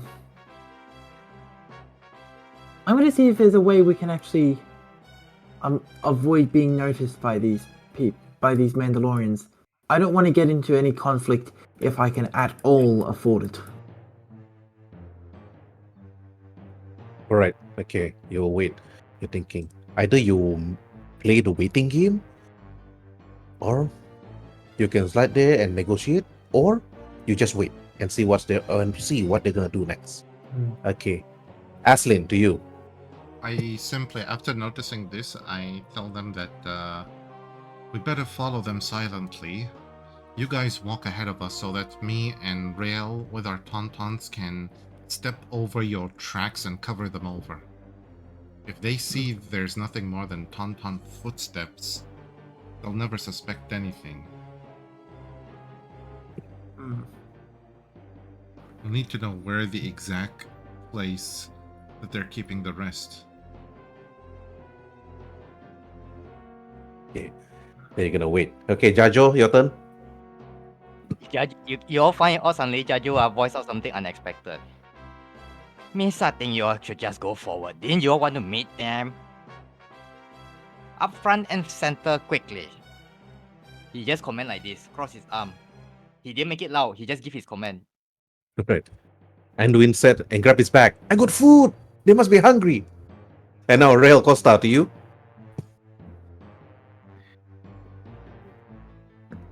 I think we should move from cover to cover, stay out of sight. Get as close as we can if we can immobilize them. Then we go from there, see who else they might be keeping captive. Agreed. We'll try then. We'll try this. Hopefully we can do it. So it looks like at this particular moment, it falls to me to hold the supply crate. So it looks like it's up to me to hold the supplies and try and sneak over with my 20 feet of movement speed. Just alongside everyone else. Not going to be The dragging Mandalorian- anyone down at all.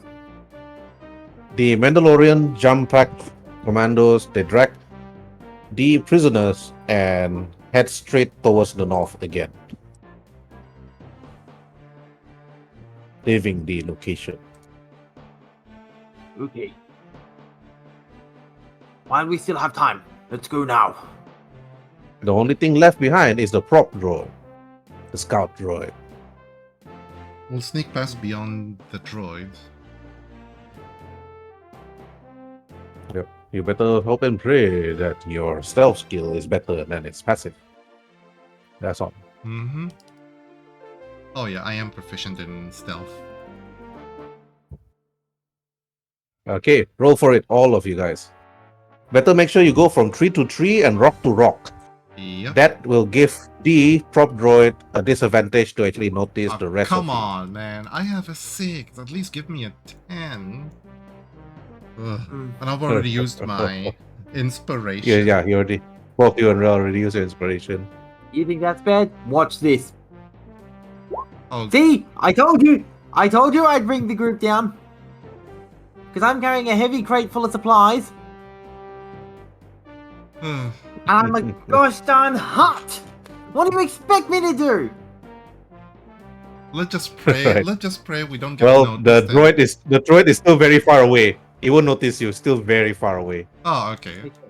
It's basically disadvantage -5 to the droid. So I'll move to, since we want to go up the map, that means we should move to this tree here where I'm pinging, basically, guys. You see it? Yep, I Yeah. can't select my token for some reason. Okay, let me see. Oh yeah. Okay. All right. Okay, now you can. Okay. Okay. I'm going to spend as little. Wait, I've got it. Where's the measuring thing? You can press Q while holding your token if you want to see like movement. Yes. This is what I'm gonna do. Right. I'm gonna use. Let's see. So moving here, and then dash to move here, and then I'll use my issue form to move here.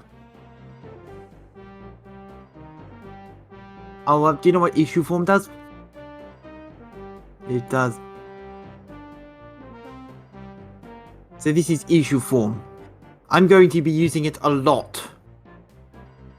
Okay, So all right. technically, I could do all of that in one turn. Because the lightsaber form takes a bonus action. All right. Okay. Droids still have penalties, and this is advantage on his perception. Okay, now the guys again roll for stealth.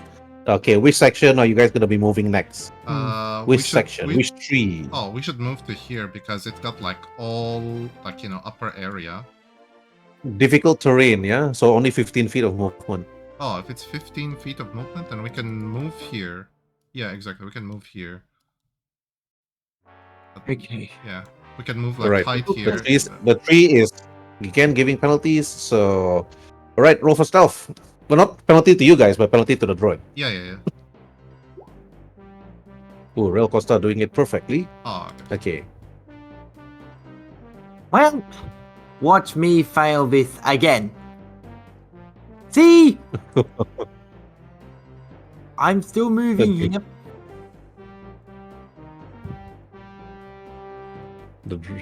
The droid must. The droids are looking. What is that thing moving? Like sliding, moving from one corner to the tree, rolling for its perception. Okay, when Anduin is actually very. Okay, That's Jajo. Okay, yeah. Stealth 18. Okay, move.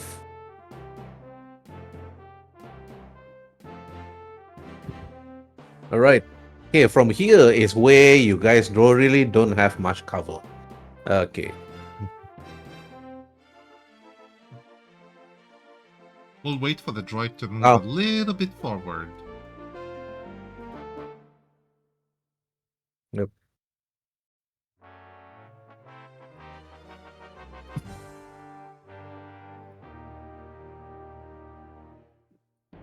Yeah. I'm just rolling 1d6 to see its random movements.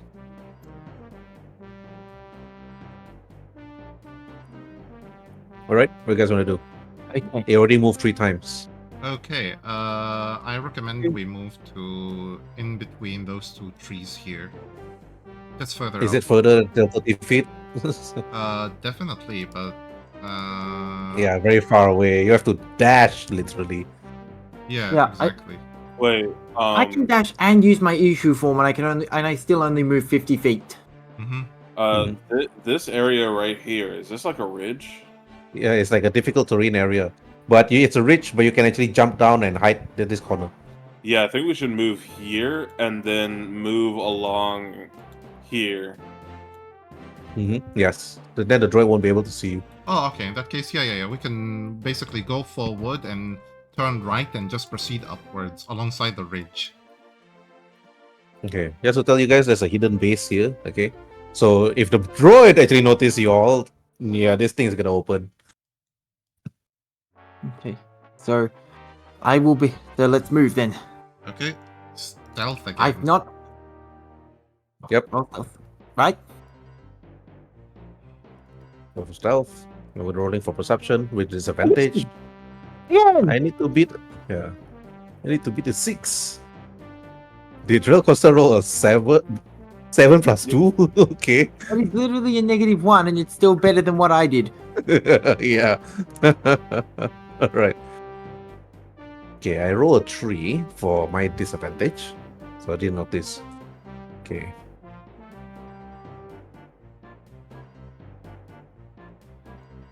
Jajo roll a 4. Luckily, because I rolled a 3.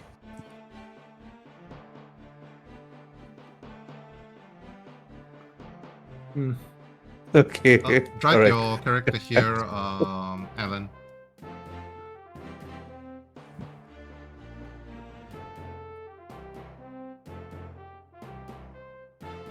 Alright.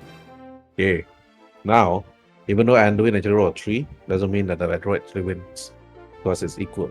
Okay. Now, rolling for the droids again. Random movement. 6 squares.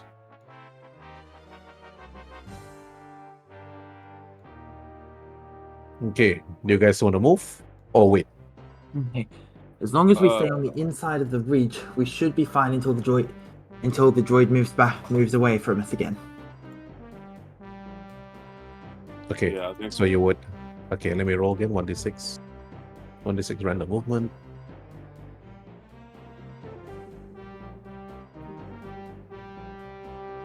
Alright, now let's move. Mm-hmm. Okay, let's move. Okay, roll for stealth. Okay, rolling stealth again. Oh. Was there a 0? It's -1. -1 on his stealth, remember? It's a 1, but he had a -1 from Even his... if I roll a 2 disadvantage, right? Or 1, I will still notice 2 though, you know? You will still notice me.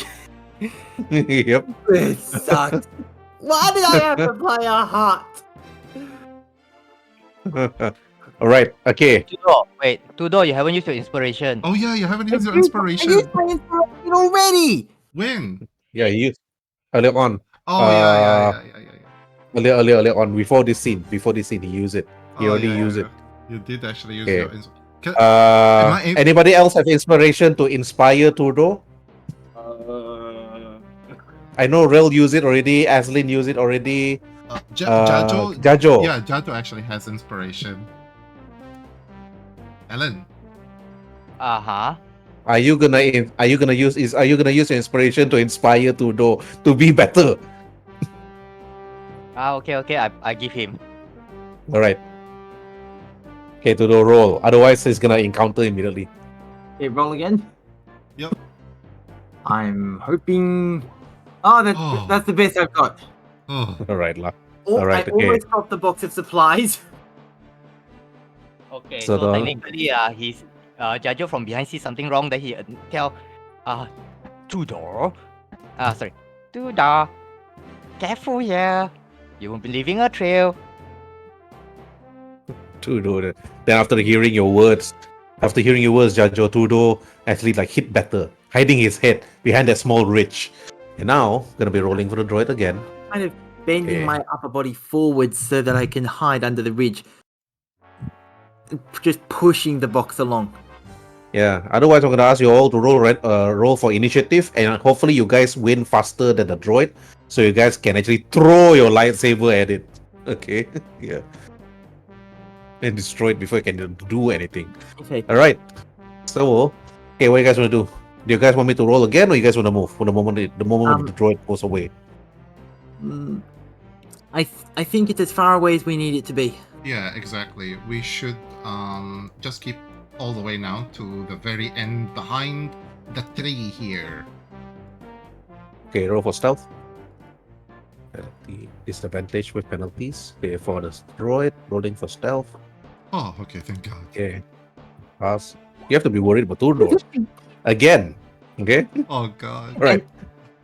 I will use Anduin's inspiration. Anduin haven't used Oh, it yet. okay, yeah. Okay, if I roll another -1, this is gonna be. I'll sacrifice my Tauntaun to help you. I can sacrifice my Tauntaun to help you. Yeah, you can actually release a Tauntaun as a feint. Yeah, exactly. I'll be like, yeah, go. Okay. Okay. Drag. Okay. Drag. Everybody have used all the inspiration. Nobody else have any inspiration anymore. You have nothing that can help you anymore. Yeah. I mean, at least we reached the corner. That's like the most important thing. We reached the corner now. Alan, drag your character. Hey, is it okay if we finish soon? Because it's 11:30 around here. Yeah, actually, I'm gonna end another minute. Don't worry. Okay, I'm gonna end another minute.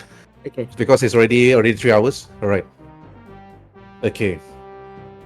Tudor, Aslin, Jajo, and Rel Costa. All of you have actually stealthily moved away from the scout droid. But you notice that the Mandalorian actually took two slaves and flew them elsewhere. You're not too sure to where. But as you actually inch yourself closer and closer, climbing up that mountain, you can see the base in the distance. And behind this small little base, this small little man-made base, is an old ruin beneath the mountains itself, with its door closed. But with the small Mandalorian camp and the small ruin itself, now you got two choices. Persuade the Mandalorian or enter the ruins, or both. But only during the next episode you get to decide what you want to do. And then to be continued.